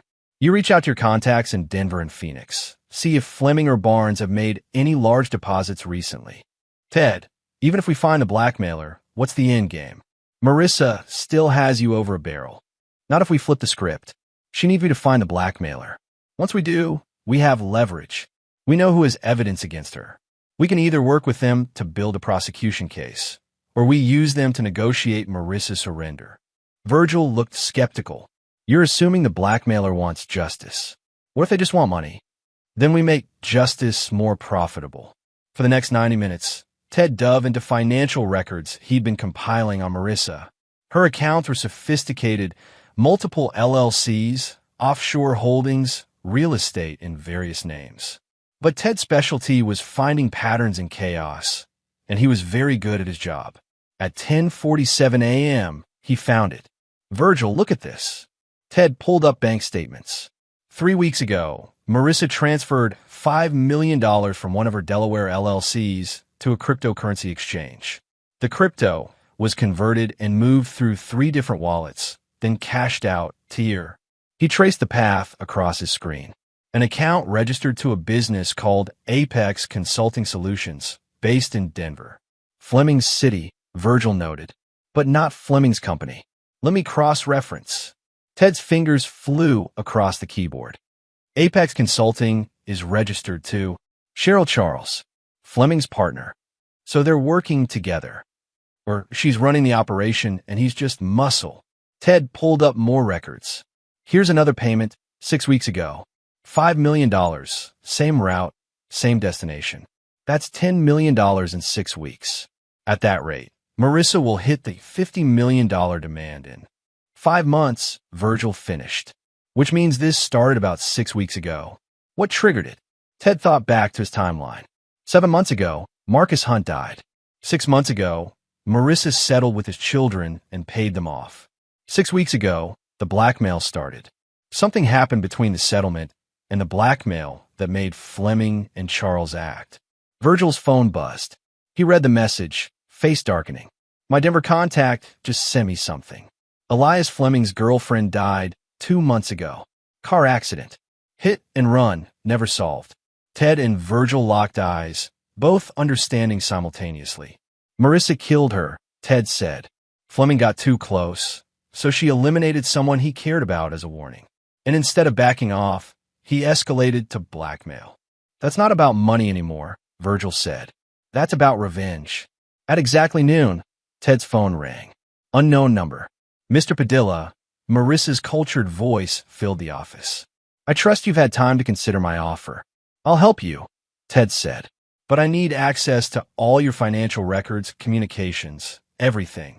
I can't find the blackmailer if you hide information from me. A pause. Then, you're smarter than I expected. You've already been digging, haven't you? Found my recent cryptocurrency transfers. I found $10 million in payments over 6 weeks. You said $50 million total. I need to know what triggered the blackmail. Very well. Marissa's tone shifted, becoming almost conversational. 2 months ago, someone I'd been monitoring became a problem. Elias Fleming. Does that name mean anything to you? Ted's pulse quickened. She was testing him, seeing if he'd already identified Fleming. Richard Fleming's son, Ted said. One of your previous husbands. Excellent. Elias had been investigating me since his father's death. I was aware, but unconcerned. He had suspicions, not proof. Then he partnered with Cheryl Charles, who unfortunately has considerable digital skills. Together, they began compiling evidence. Phone records, financial transactions, even medical data I thought was sealed. 2 months ago, I decided to discourage their investigation. You killed his girlfriend. An accident is such a flexible term. But yes, I arranged her death. A warning that he should let the past remain buried.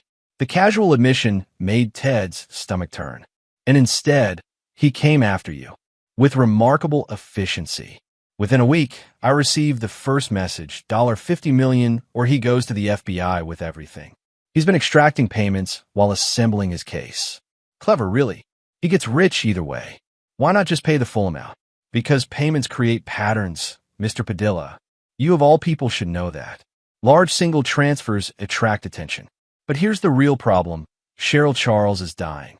That pulled Ted up short. What? Pancreatic cancer, stage 4. She has perhaps 3 months. And a dying woman is unpredictable. She might decide exposing me is more valuable than money. She might upload everything to the FBI out of spite. She might complicate things. Ted understood now. Marissa didn't just want the blackmail to stop. She wanted the evidence destroyed and the blackmailers dead. She was hiring Ted to find them so she could eliminate them. I won't help you kill people, Ted said flatly. I'm not asking you to. I'm asking you to locate them. What happens after that? Well, Elias Fleming made his choice when he started this. Now he'll face consequences. And if I refuse, then at 3 p.m. today, Emma's school receives a bomb threat. The school evacuates. In the chaos, Emma disappears. You'll never find her body, Ted.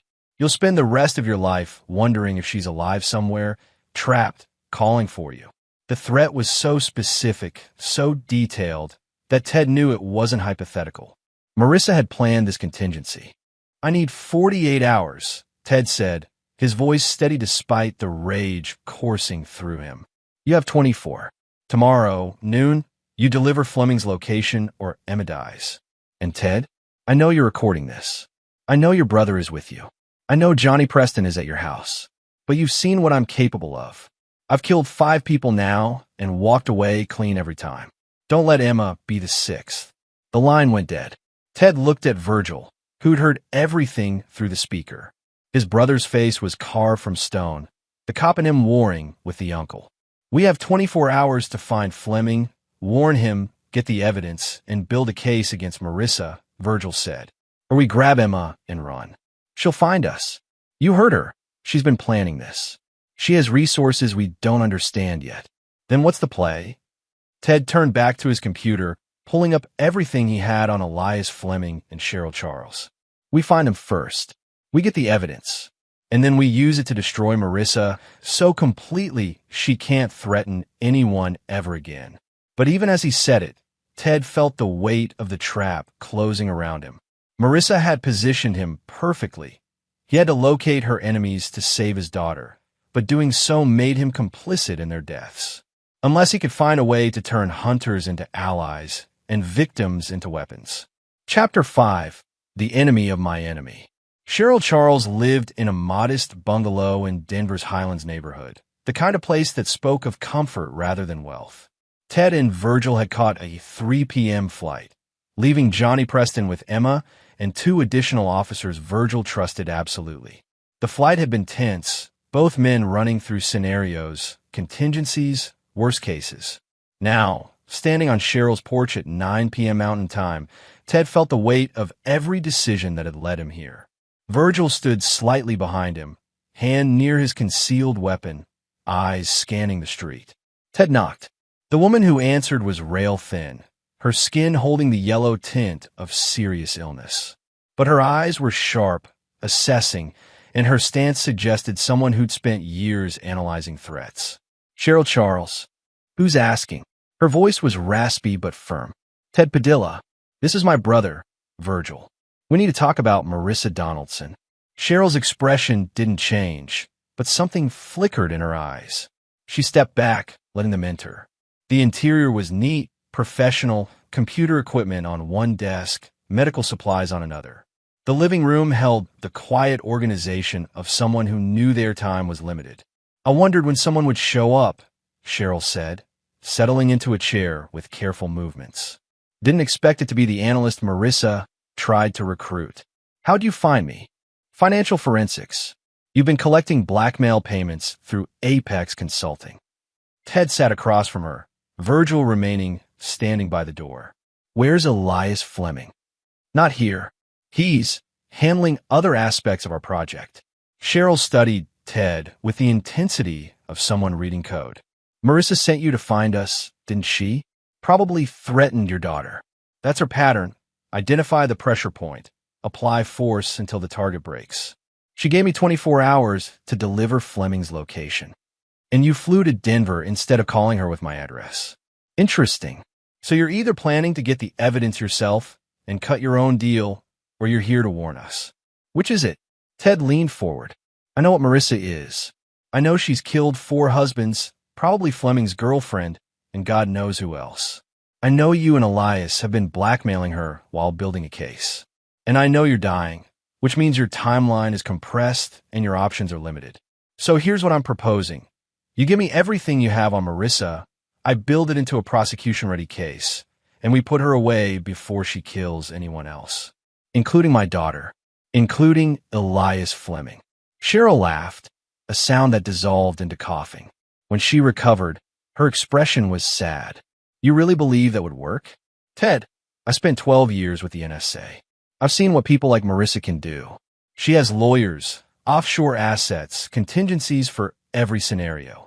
Even with evidence, she'll tie up prosecution for years while she eliminates everyone who threatens her." "Then what's your plan?" Keep bleeding her for money until you die, and she kills Fleming anyway. My plan, Cheryl said quietly, is already in motion. And it's not about money. She stood, moving to her computer desk. Let me show you something. The screen displayed a complex web of documents, photos, financial records, medical files. 8 years of investigation compressed into a devastating digital archive. David Schneider, Marissa's first husband. Heart attack at his desk. Except his talk screen showed traces of digoxin, a heart medication he'd never been prescribed. The levels were borderline, just enough to trigger arrhythmia in someone with underlying conditions. But I found Marissa's pharmacy records. She'd filled a digoxin prescription 3 months before David's death, claiming it was for her mother. Her mother had been dead for 2 years. Cheryl clicked to the next file. Richard Fleming, Elias's father, drowned while sailing alone. Except I traced Marissa's location data from her phone. She was on that boat. She disabled Richard's tracking device and staged the scene. I have her phone pinging off cell towers near the marina, then going dark for 4 hours, exactly the window when Richard died. More files appeared. Gerald Copeland. Stroke. Except Marissa had been researching stroke-inducing drugs for weeks before, accessing dark web pharmacology forums. I recovered her browsing history from backups. And Marcus Hunt. Virgil asked. Car accident. Brakes failed. I have receipts showing Marissa took his car to a mechanic the day before, a mechanic who doesn't exist at that address. She sabotaged the brakes herself. Ted stared at the evidence. It was devastating, comprehensive, exactly what any prosecutor would need. Why haven't you gone to the FBI? Because I wanted her to suffer first. Cheryl's voice hardened. She killed Elias's father.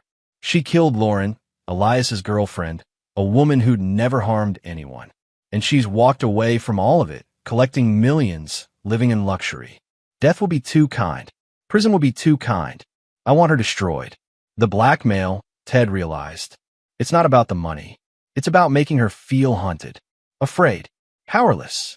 Exactly. Every payment she makes is an admission of guilt. Every transaction creates a pattern. And when she finally breaks, when she makes a mistake trying to eliminate us, we'll have her on attempted murder too. You're using yourselves as bait, Virgil said. We're dying anyway. Cheryl gestured to her medical equipment. I have maybe 10 weeks. Elias has nothing left to lose.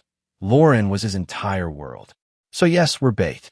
And when Marissa comes for us, we'll be ready. Ted's mind raced through the implications. Where's Fleming now? Philadelphia. He's been there for 3 days, watching Marissa, waiting for her to make a move against you. The revelation hit Ted like a physical blow. He's been watching my house, my daughter. He's been protecting them. When Marissa sent that woman to approach Emma at school, Elias was there. He photographed everything. When she made her surveillance sweep of your street, Elias documented her vehicle, her movements, her methods. Cheryl pulled up more files. Photos of Marissa near Ted's house, near Emma's school, near his office. Elias Fleming had been tracking Marissa, tracking Ted. So we're all pieces in her game, Ted said bitterly. No. Cheryl's voice was firm. We're setting the board for endgame. Marissa thinks she controls the situation. She doesn't realize we've been documenting everything. Every threat she makes to you is recorded.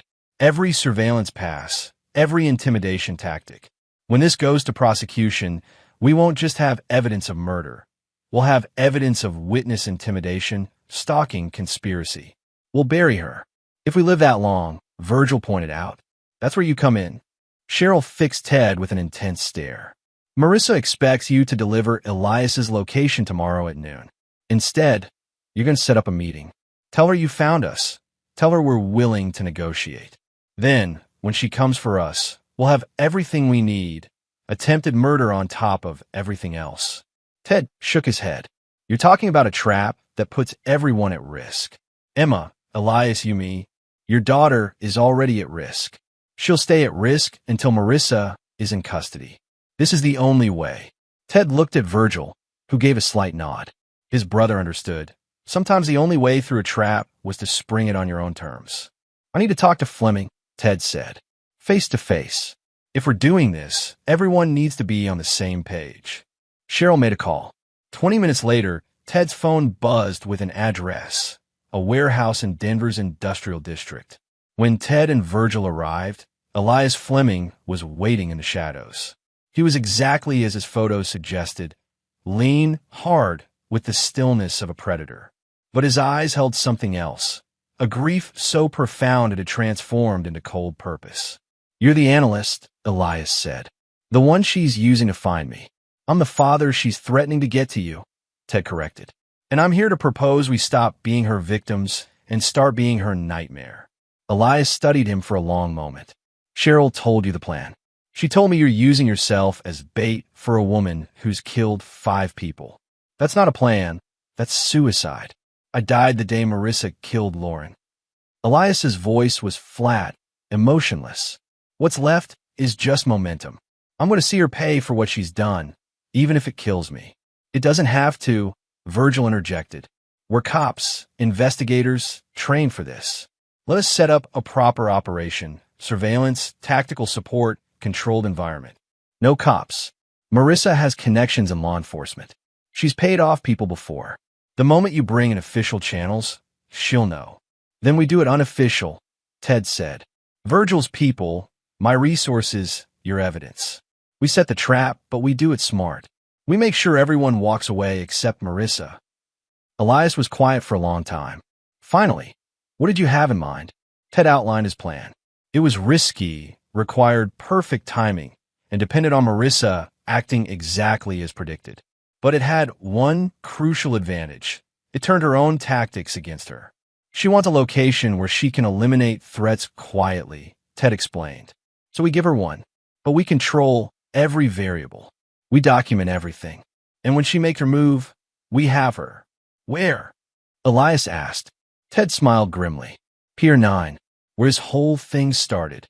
Chapter 6, Setting the Board.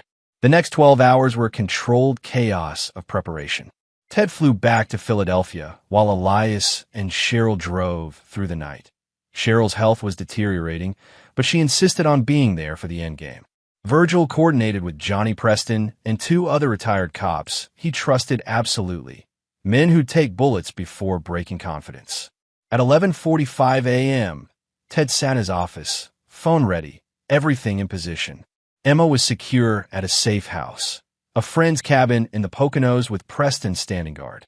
Virgil had 4 surveillance positions around Pier 9, each manned by people who owed him loyalty beyond any amount Marissa could pay.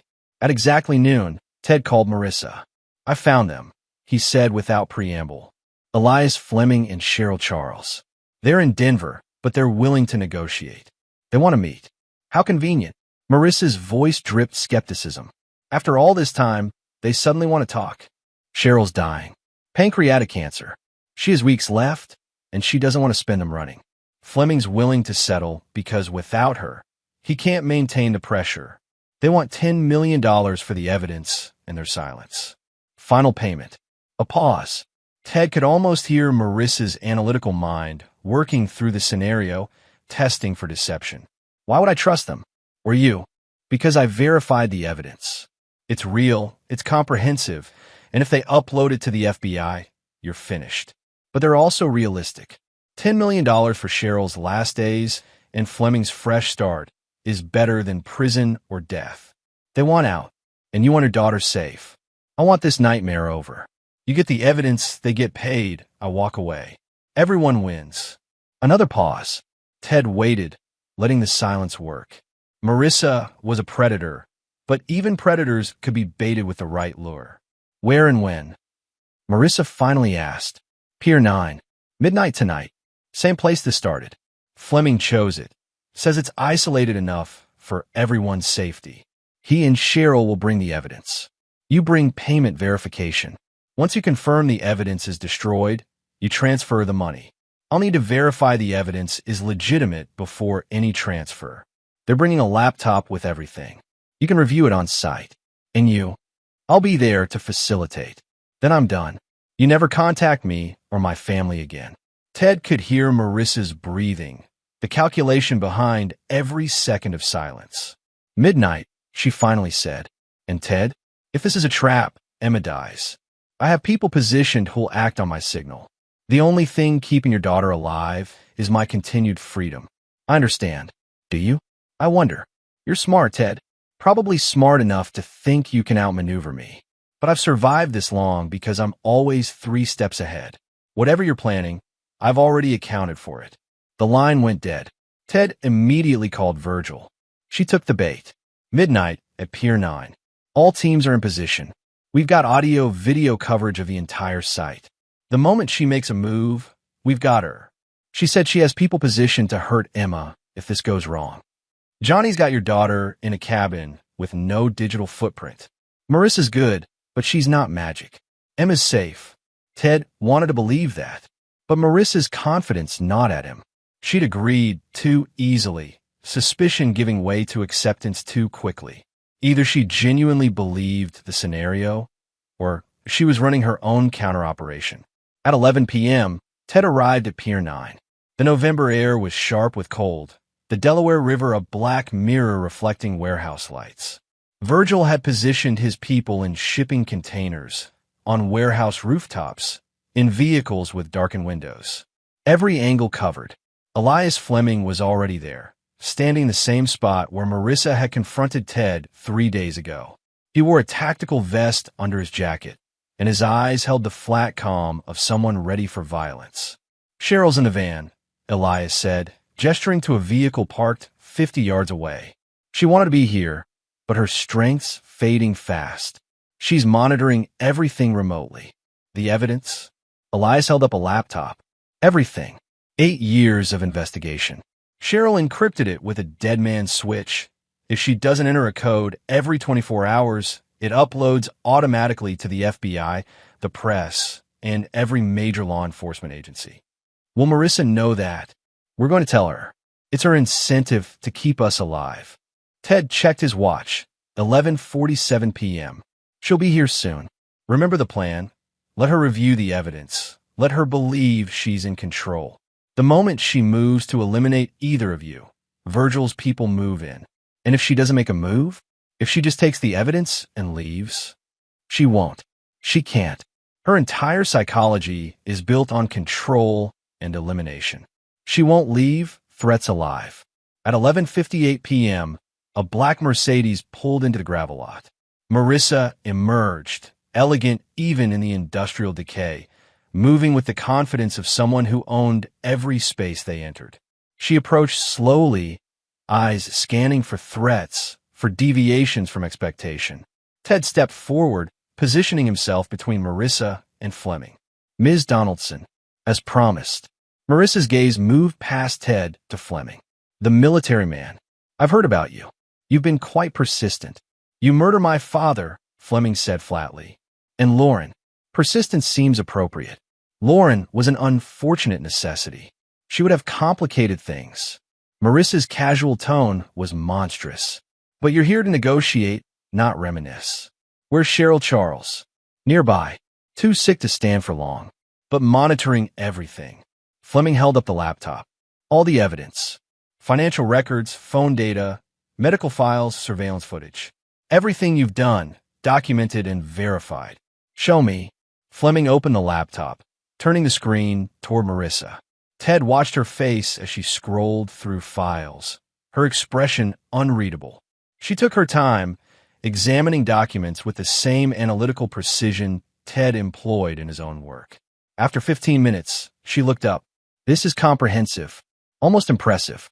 But there's a problem." "What's that?" Ted asked. "You're all assuming I came here to negotiate." Marissa smiled. "I came here to tie up loose ends." She raised her hand, and suddenly the night exploded with light and sound. Floodlights ignited from multiple angles, and figures emerged from the shadows. Not Virgil's people, but others. 6 of them, moving with military precision, weapons drawn. "Did you really think I wouldn't prepare?" Marissa's voice cut through the chaos. "I've known about your brother's surveillance since he positioned his people this afternoon. I've known about Cheryl's van, about Fleming's vest, about every element of your little trap." Ted's mind raced, trying to understand how she'd compromised their operation. Then he saw it. One of Marissa's people wore a police tactical vest. She'd infiltrated Virgil's team. Officer Raphael Lynch, Marissa said, following Ted's gaze. He's been on my payroll for 2 years. When your brother started making calls, Lynch made sure I knew everything. Ted's phone buzzed. A text from an unknown number. Emma says hello. I told you I had people positioned. The text included a photo. Emma, asleep in what looked like a moving vehicle. Not the Poconos cabin. Not safe with Preston. Johnny Preston is dead. Marissa continued conversationally. Killed 40 minutes ago when my people took your daughter. Your brother's tactical team is currently being detained by Lynch and his partners on suspicion of illegal surveillance. And you 3 are about to have a tragic accident. She'd won. Completely, devastatingly. She'd anticipated every move, countered every strategy, and now she held every advantage. But then Elias Fleming laughed. It was a sound without humor, just cold recognition. You missed something, Marissa. Something crucial. I doubt that. Cheryl's dead. Marissa's expression flickered. What? She died 20 minutes ago in the van. Peacefully, relatively speaking. And when she died, she didn't enter the code. Marissa's face went pale as understanding hit. The dead man's switch. Already triggered. Everything, every file, every document, every piece of evidence is uploading right now to the FBI, the Philadelphia Police Department, and 4 major news organizations. In about, Fleming checked his watch. 6 minutes, your entire life becomes public record. You're bluffing. Fleming turned the laptop screen toward her. The upload progress bar was at 63%. Marissa moved fast, grabbing for the laptop, but Fleming had anticipated it. He threw the device into the Delaware River, where it sank immediately. Doesn't matter, he said. It's all in the cloud. Encrypted, redundant, unstoppable. You lose. For the first time, Ted saw Marissa's composure crack. Her certainty had been absolute, but Cheryl's final act had shattered it. The evidence was beyond her reach, spreading through systems she couldn't control. Shoot them, Marissa ordered her people. All of them.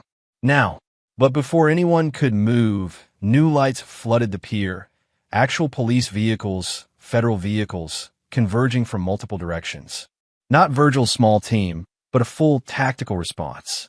And at the front was someone Ted recognized, Devin O'Connor, the lawyer who'd originally contacted him about the Hunt case.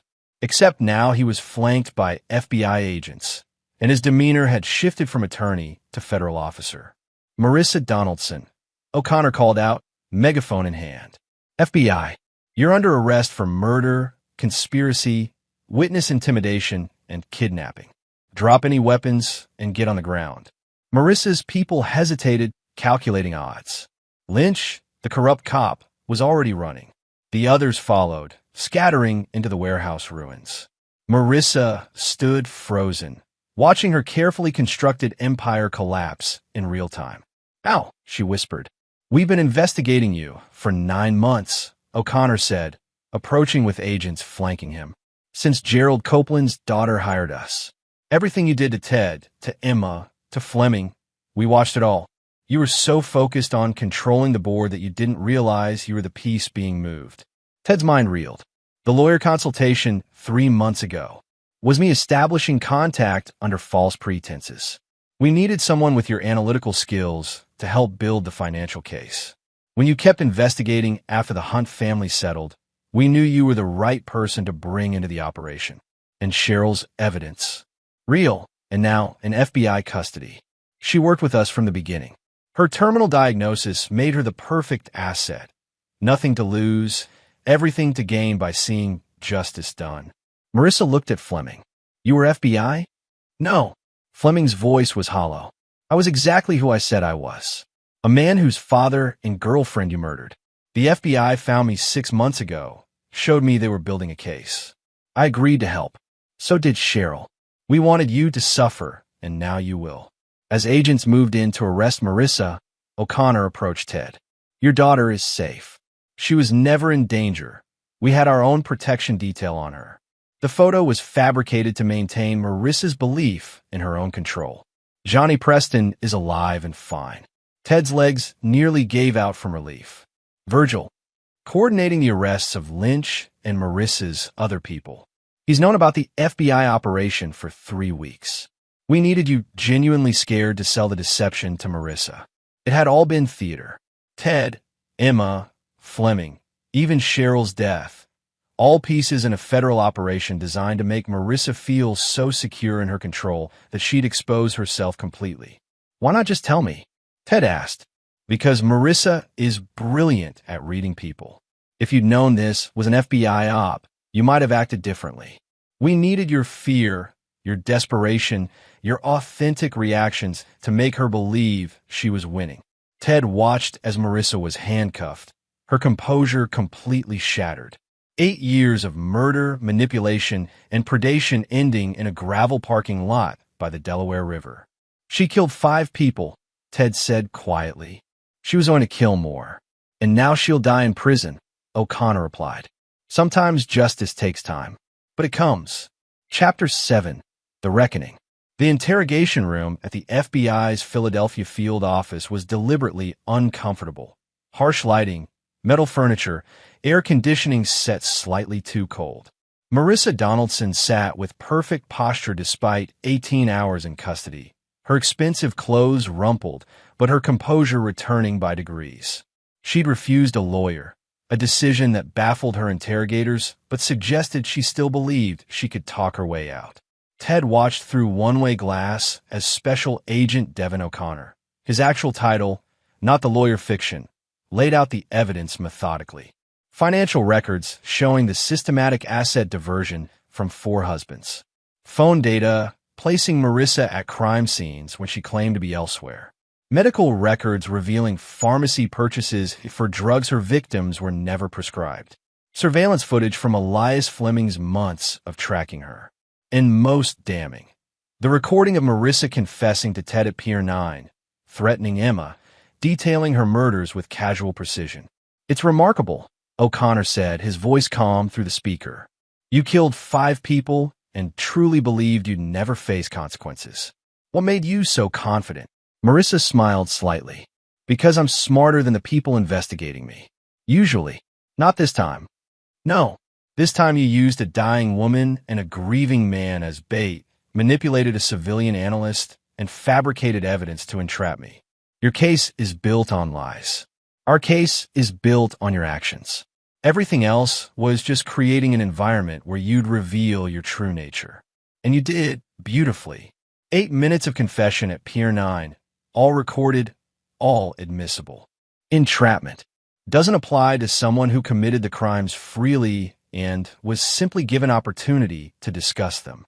You weren't coerced into murdering David Schneider 8 years ago, Marissa. You chose that, and 3 others after him. For the first time, something flickered in Marissa's eyes. Not remorse, calculation. I want a deal. No deals. You're facing 4 counts of first-degree murder, 1 count of voluntary manslaughter, conspiracy, witness intimidation, kidnapping, and about a dozen other charges. Pennsylvania has the death penalty. Then you'll spend years in court while I appeal, exhaust every resource, and maybe get a conviction decades from now when I'm already old.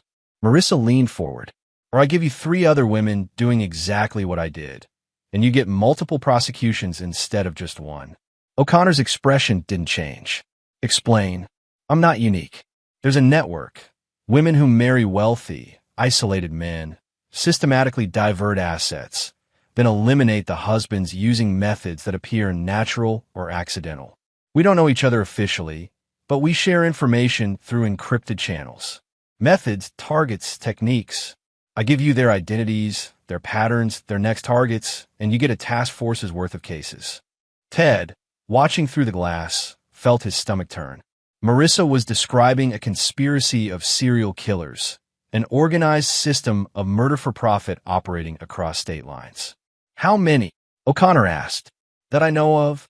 5, including me. But I suspect there are more. We're careful, professional, and very good at what we do. We're good, she corrected with a bitter smile. Before you caught me, O'Connor stood. I'll consult with the U.S. attorney. But Marissa, even if we make a deal, you're never walking free. Best case scenario, you die in prison instead of in an execution chamber. I know, but I'd rather go down having destroyed the others. Professional courtesy ends when my freedom does. As O'Connor left the interrogation room, Ted met him in the hallway. Is she telling the truth? About a network? Probably. We've seen patterns in similar cases across the country. Wealthy widowers dying under suspicious but unprovable circumstances, new wives disappearing with fortunes. We've suspected organization but never had proof. So you'll give her a deal? We'll discuss it. But Ted, even if she helps us catch others, Marissa Donaldson is never leaving federal custody. She's a serial killer who showed zero remorse and would kill again if given opportunity. Ted nodded, exhausted. He'd barely slept in 4 days, running on adrenaline and fear. Now that Emma was safe, now that Marissa was caught, his body was crashing. Go home, O'Connor said gently. Your daughter needs you. Virgil's waiting downstairs to drive you. Ted found his brother in the parking garage, leaning against his unmarked car. They embraced silently, the kind of hug that communicated everything words couldn't. Emma's at your house, Virgil said, asking for pancakes and 1,000 questions about where you've been. Preston, fine. Pissed that we used him as a decoy without full disclosure, but he understands. The fake attack, the fake kidnapping, all staged to maintain operational security. Ted climbed into the passenger seat, letting Virgil drive. The Philadelphia streets passed in a blur of streetlights and early morning traffic. Did we do the right thing? Ted asked quietly. Letting the FBI use us, letting them manipulate everything. We caught a serial killer who would have kept killing. We protected Emma. We got justice for Fleming's father and girlfriend, for Copeland and Schneider, and all of them. Virgil glanced at his brother. Yeah, Ted, we did the right thing. Chapter 8, Rebuilding. 3 months later, Ted sat at his office reviewing financial statements for a corporate embezzlement case. The kind of routine work that felt grounding after the chaos of Marissa Donaldson. The FBI had indeed made a deal. Marissa had provided information on 4 other women operating similar schemes, leading to arrests in California, Texas, Florida, and Illinois. The case had become a federal task force, with O'Connor leading the investigation. Marissa herself had pleaded guilty to 3 counts of second-degree murder. Prosecutors dropped the first-degree charges as part of the deal, receiving 3 consecutive life sentences without possibility of parole. She was currently in FCI Hazleton, a high-security federal prison in West Virginia, where she would remain until she died. Elias Fleming had testified at her trial, giving a victim impact statement that reduced several jurors to tears. He'd spoken about his father, about Lauren, about the whole Marissa's violence had torn through his life. Afterward, he'd returned to Denver, where he'd scattered Cheryl Charles's ashes in the mountain she'd loved. Ted had attended Cheryl's memorial service, a small gathering of NSA colleagues, friends, and Fleming's quiet presence. Cheryl had left her entire estate to a foundation supporting pancreatic cancer research, a final act of purpose from a woman who'd spent her last months ensuring a killer faced justice. Emma was in therapy, processing the fear and confusion of those days when the FBI had secretly protected her. She didn't fully understand what had happened. Ted had framed it as Daddy helping the police catch a bad person, but she was resilient, already bouncing back with 7-year-old adaptability. Ted's phone rang. Virgil, turn on the news. Channel 6. Ted pulled up the live stream on his computer. The press conference showed the U.S. Attorney for the Eastern District of Pennsylvania announcing the indictment of Raphael Lynch and 2 other Philadelphia police officers for corruption, evidence tampering, and conspiracy. Lynch had been on Marissa's payroll for 2 years, compromising investigations and providing intelligence about law enforcement activities. They're cleaning house, Virgil said. Internal Affairs has been reviewing Lynch's cases for months. 37 convictions are being overturned because of his corruption. It's a goddamn disaster. How deep does it go? Deeper than we thought. Lynch had connections to 3 other cases similar to Marissa's. Wealthy men dying suspiciously, investigations stalled or redirected. We think he was providing protection to multiple operators. Jesus. Yeah, it's going to take years to unravel. But Ted, we started this.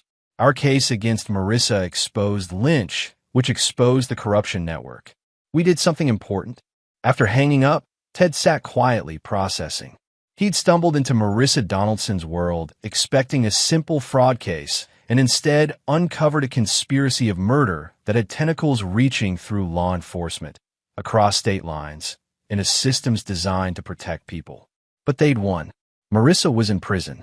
Her network was exposed. Emma was safe. A knock on his office door.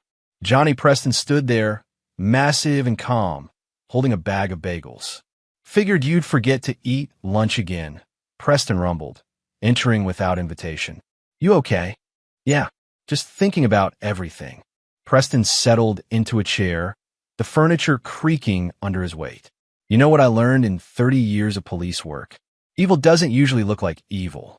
It looks like a nice lady handing a letter to a kid. It looks like educated, elegant people who do monstrous things behind closed doors.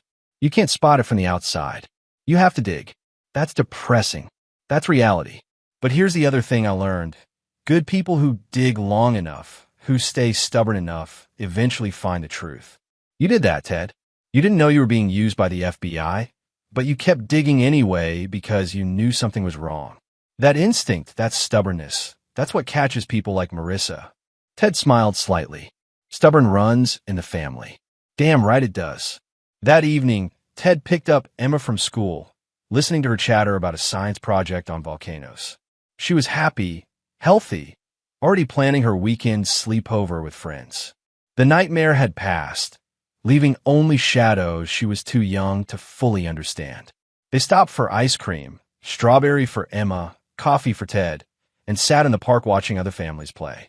The November air was cold, but the sun was bright, and for the first time in months, Ted felt genuinely peaceful. Daddy, Emma asked through a mouthful of ice cream. Are the bad people gone? The bad people who wanted to hurt us are gone, sweetheart. They're in jail. Forever.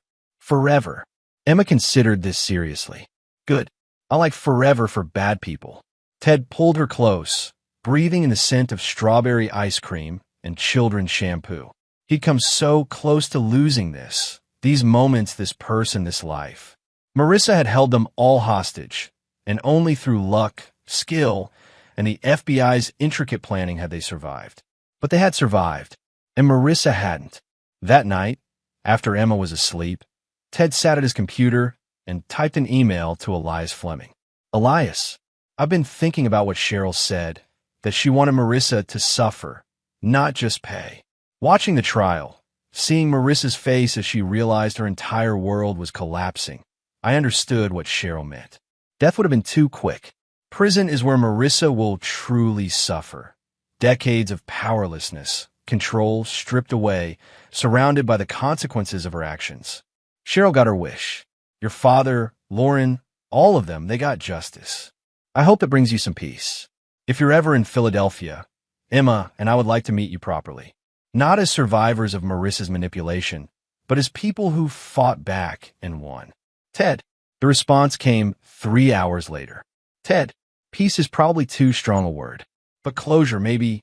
Cheryl believed that justice was its own form of beauty, perfect, balanced, inevitable. Watching Marissa's sentence to life felt like the universe finally catching up to her. I'll take you up on that visit. I'd like to meet Emma.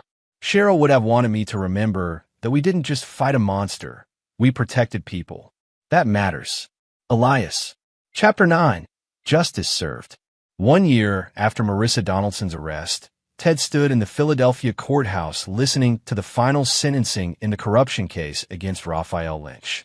The disgraced police officer, who'd provided protection and intelligence to Marissa and at least 3 other criminals, received 18 years in federal prison. His 2 accomplices received similar sentences. The judge's words echoed through the courtroom. You betrayed the badge, the public trust, and the very concept of justice. Your corruption allowed murderers to operate freely, led to innocent people being convicted, and undermined faith in law enforcement. The sentence reflects the severity of those betrayals. Lynch showed no emotion as he was led away in handcuffs. But Ted felt something shift inside him, a final piece of the puzzle settling into place. The corruption that had enabled Marissa's crimes was being systematically rooted out and destroyed. In the hallway afterward, Ted met with Devin O'Connor and the lead prosecutor, Assistant U.S. Attorney Gloria Dunlap. Dunlap had led the Donaldson prosecution with ruthless efficiency, and she'd been equally effective in dismantling the corruption network. "This is the last of them," Dunlap said, satisfaction clear in her voice. "Lynch, his accomplices, and the infrastructure they built, all gone. The cases they corrupted are being reviewed, wrongful convictions overturned, investigations reopened." "What about the other women Marissa identified?" Ted asked. O'Connor pulled out his phone, showing a news article. Antonia Caldwell, the California operator, pleaded guilty last month. Life without parole. Mercedes Rivera in Texas is fighting the charges, but we have solid evidence. The Florida case is complicated by jurisdictional issues, but we'll get there. And the Illinois investigation is ongoing. That one's the most sophisticated. The woman there, Laurel Hayes, has been operating for nearly 20 years. 20 years of murder, Ted said quietly. 20 years we're ending, O'Connor corrected. Because you didn't let go when Marissa tried to scare you off. Because Cheryl Charles and Elias Fleming turned grief into purpose. Because Virgil and his people risked their careers to help. Justice isn't fast, Ted, but it's coming for all of them. That evening, Ted hosted a small gathering at his house. Virgil and his wife, Johnny Preston, Elias Fleming, who'd flown in from Denver, and a few close friends. Emma played hostess with 7-year-old enthusiasm, offering drinks and cookies to everyone. She'd taken a particular liking to Elias, who had an unexpected gift for talking to children. "Uncle Elias says he catches bad people too," Emma announced proudly. "Just like you and Uncle Virgil." "That's right," Elias said, smiling at her. "Your dad's really good at it." As the evening wore on and Emma eventually fell asleep on the couch, the adults settled in a quieter conversation. Preston told war stories from his police career. Virgil's wife shared updates about their upcoming vacation. The mood was light, celebratory. But later, when most guests had left, Ted and Elias stood on the back porch looking at the Philadelphia skyline. "Cheryl would have liked this," Elias said. "Seeing everyone together, safe. She always said the best revenge was living well while the bad people rotted in cells." She was right. She usually was. Elias was quiet for a moment. "I'm selling my business. Moving to Montana. There's too many ghosts in Denver. Starting over? Trying to. Lauren's been gone for over a year now, but some days it feels like yesterday. I need distance, new scenery, work that doesn't involve chasing killers." "What will you do?" "Conservation work, maybe. Something outdoors, away from people and their cruelties." "Cheryl left me some money. She had no family. Put me in her will. Said I should use it to find peace." Ted understood that impulse. After Catherine's death, he'd considered leaving Philadelphia, running from the memories. But Emma had anchored him, given him purpose beyond his own grief. "Peace is worth finding," Ted said. "But if you ever need anything, investigation, resources, just someone who understands, call me. We're connected now. You, me, Virgil. What we went through, it bonds people." Elias extended his hand. "Thanks, Ted, for not giving up, for being strong enough to fight, even when your daughter was threatened." Not everyone would have done that. They shook hands, then embraced briefly. When Elias left an hour later, Ted watched his taillights disappear into Philadelphia traffic and felt the chapter closing. The next morning, Ted took Emma to the cemetery where Catherine was buried. They did this occasionally. Emma was too young to have real memories of her mother, but Ted kept Catherine's presence alive through stories and visits. "Mommy would be proud of you," Emma said seriously, placing flowers on the grave. She'd insisted on picking them out herself. Daisies, Catherine's favorite. "She'd be proud of you too, sweetheart. You're brave and smart and kind." "Did Mommy catch bad people like you do?" Ted smiled. Catherine had been a social worker, fighting different battles, but with the same commitment to justice. In her own way, yes. She helped people who couldn't help themselves. "I'm going to do that too when I grow up." "I believe you will." On the drive home, Ted's phone rang. "O'Connor, Marissa wants to talk to you," the agent said without preamble. "She's authorized you as a visitor. I told her you'd probably refuse." but she was insistent. Ted's first instinct was to say no. He had no desire to see Marissa, to give her any satisfaction of his attention. But curiosity gnawed at him. What could she possibly want to say? "I'll think about it," Ted said. 3 days later, he drove to FCI Hazleton. The high-security federal prison was a fortress of concrete and razor wire, housing some of the most dangerous criminals in the federal system. Marissa Donaldson, serial killer and manipulator, was just one more predator caged among predators. The visiting room was sterile, monitored, designed to prevent any privacy or intimacy. Marissa entered in prison khakis, her elegant clothes replaced by institutional uniformity. She'd aged in the years since her arrest, lines around her eyes, gray streaking her auburn hair. Prison was devouring her slowly. She sat across from Ted, separated by a table and the implicit threat of guards positioned around the room. "Thank you for coming," Marissa said. Her voice was the same, cultured, calm, but something fundamental had changed. The absolute confidence was gone, replaced by a weariness that suggested she'd finally accepted her fate. "What do you want, Marissa?" "To apologize. I know it's meaningless, that it doesn't undo what I did or fix the damage I caused. But I wanted to say it anyway. I'm sorry for threatening Emma. I'm sorry for involving you in my nightmare. You deserved none of it." Ted studied her, looking for manipulation for an angle. But he saw only exhaustion and something that might have been genuine remorse. "Why?" he asked. "Why did you do any of it? The money? The thrill?" Marissa was quiet for a long time. "Control. I grew up powerless. Abusive father, weak mother, no agency over my own life. When I discovered I could manipulate men, take their resources, eliminate them when convenient, it felt like justice. Like balancing the scales. You murdered 5 people. I know, and I'll die here paying for it. But Ted, I want you to know something. When the FBI closed in, when I realized I'd lost, part of me felt relieved. I've been running for 15 years, always looking over my shoulder, always calculating. The weight of it was crushing. Prison is terrible, but at least it's honest. I know what I am now. I know what I deserve." Ted stood. "I hope you find whatever peace you're looking for. But you'll find it in here, serving your sentence. You don't get redemption, Marissa. You get consequences." "I know. That's enough." As Ted walked out of the prison, through multiple security checkpoints and back into the Pennsylvania sunlight, he felt the final weight lift.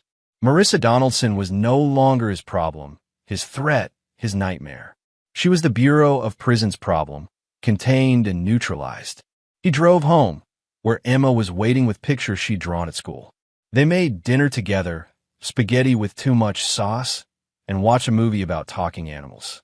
Normal, beautiful, safe.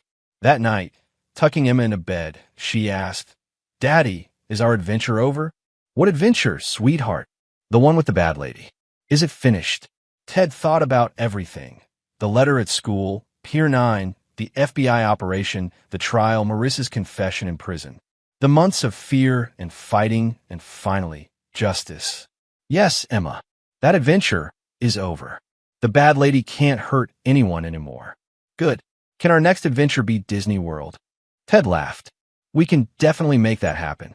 After Emma fell asleep, Ted sat in his office, looking at the files from the Marissa Donaldson case. He'd kept copies of everything.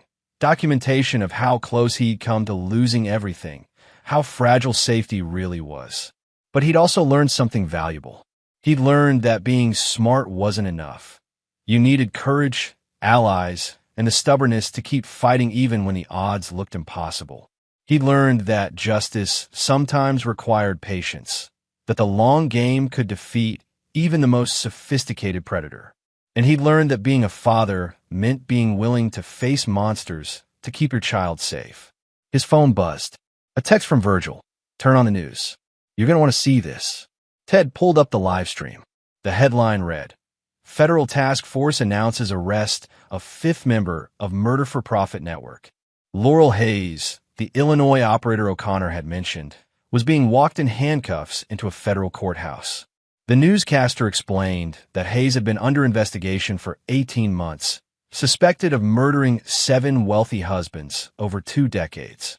This arrest represents the culmination of a multi-state investigation that began with the prosecution of Marissa Donaldson, the U.S. Attorney said at a press conference.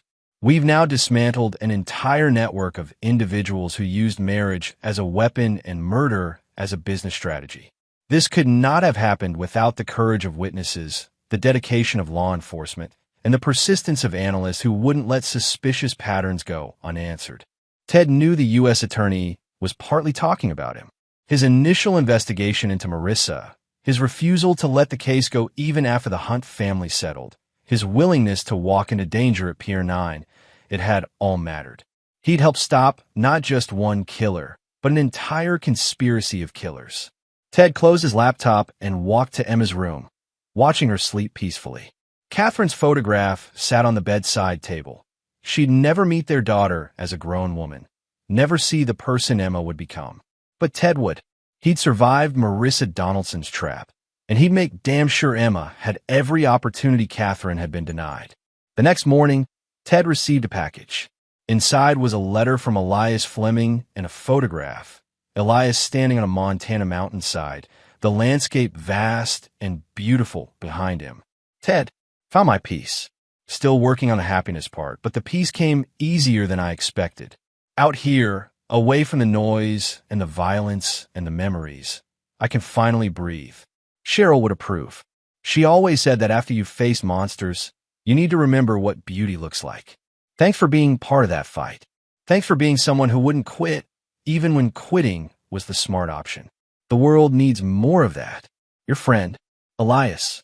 Ted pinned the photograph to his office corkboard, next to Emma's drawings and Catherine's picture. Reminders of what he was fighting for, what he protected, what mattered.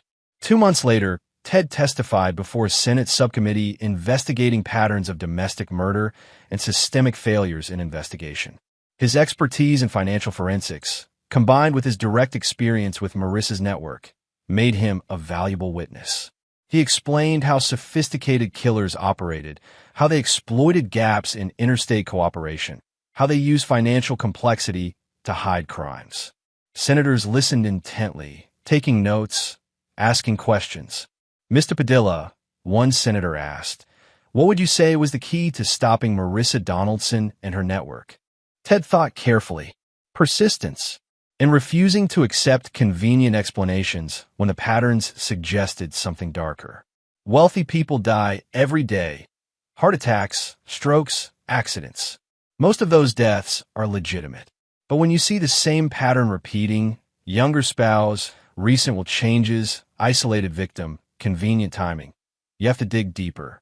You have to be willing to see the uncomfortable truth. And if you could give advice to other analysts, investigators, family members who might encounter similar situations, trust your instincts. If something feels wrong, investigate. Don't let sophistication or elegance or social status blind you to patterns. And most importantly, work together. I couldn't have stopped Marissa alone. I needed my brother, the FBI, Cheryl Charles, Elias Fleming, all of us working toward the same goal. Evil thrives in isolation. Justice requires community. The testimony was covered by major news networks. Ted received calls from attorneys, investigators, even other analysts who'd encountered suspicious patterns they'd been afraid to pursue. He shared what he'd learned, helped where he could, became an informal consultant on cases involving complex financial manipulation and potential violence. He never charged for this work. It was his way of honoring Cheryl's sacrifice, of ensuring other victims had the justice that had almost eluded Marissa's. 1 year after his Senate testimony, Emma turned 9. They celebrated with a party in their backyard. Friends, family, balloons, and a princess-themed cake Emma had insisted on designing herself. Virgil's kids ran wild with Emma's friends. Johnny Preston manned the grill with military precision. Everyone was laughing, happy, safe. Ted watched from his porch, beer in hand, and felt something he hadn't experienced in years: complete peace. The nightmares about Marissa had faded. Emma was thriving. His work had meaning beyond just paying bills. Catherine would have loved this, he thought. This life we built, this family we're protecting.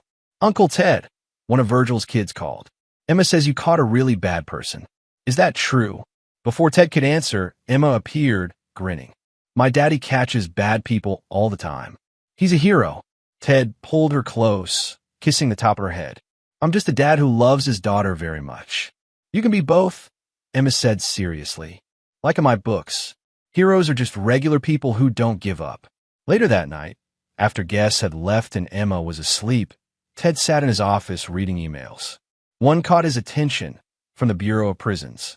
Mr. Padilla, this letter is to inform you that inmate Marissa Donaldson, register number 47,832 to 112, has requested to add you to her permanent visitor list.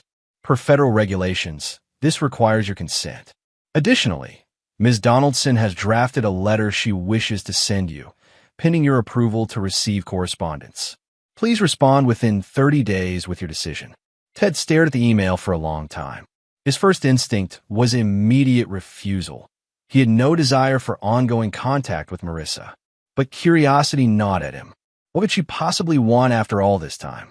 He replied, I will accept the letter. I do not consent to being added to the visitor list. 3 weeks later, the letter arrived. Ted opened it alone in his office, unsure what to expect. Ted, I know you have no reason to read this, and even less reason to believe anything I write. But I wanted you to know what happened after you left. I've been in prison for 2 years now. In that time, I've participated in every available program: therapy, education, reflection groups. I'm not seeking sympathy or claiming redemption. I simply wanted to understand how I became what I became. The truth is ugly. I was abused as a child, developed patterns of manipulation as survival mechanisms, and somewhere along the way, those mechanisms became my identity. I saw people as resources, relationships as transactions, violence as a tool. I justified it all with elaborate rationalizations about justice and empowerment. It was all lies. I murdered 5 people for money and control. I destroyed families. I threatened your daughter, a child, to maintain my secrets. There is no rationalization adequate to excuse that.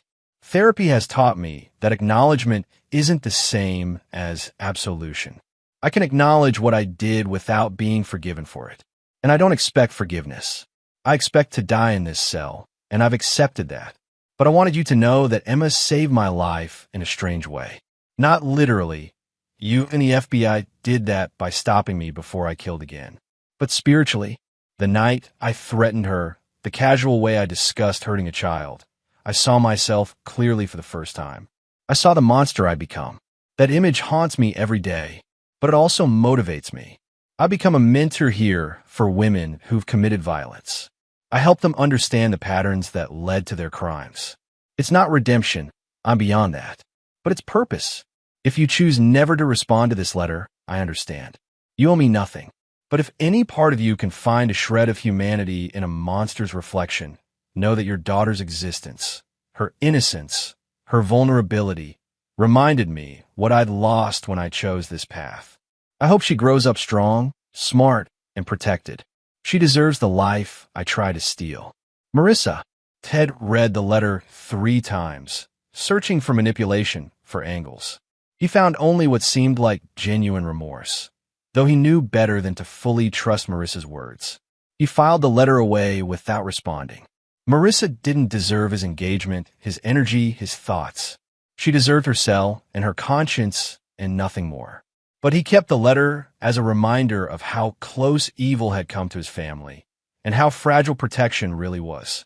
5 years after Marissa's arrest, Ted stood in a university auditorium delivering a lecture on financial forensics and pattern recognition.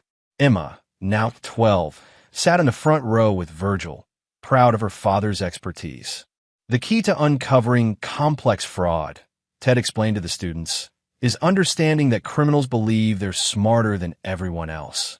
They create elaborate schemes, layer upon layer of complexity, thinking that sophistication equals invisibility.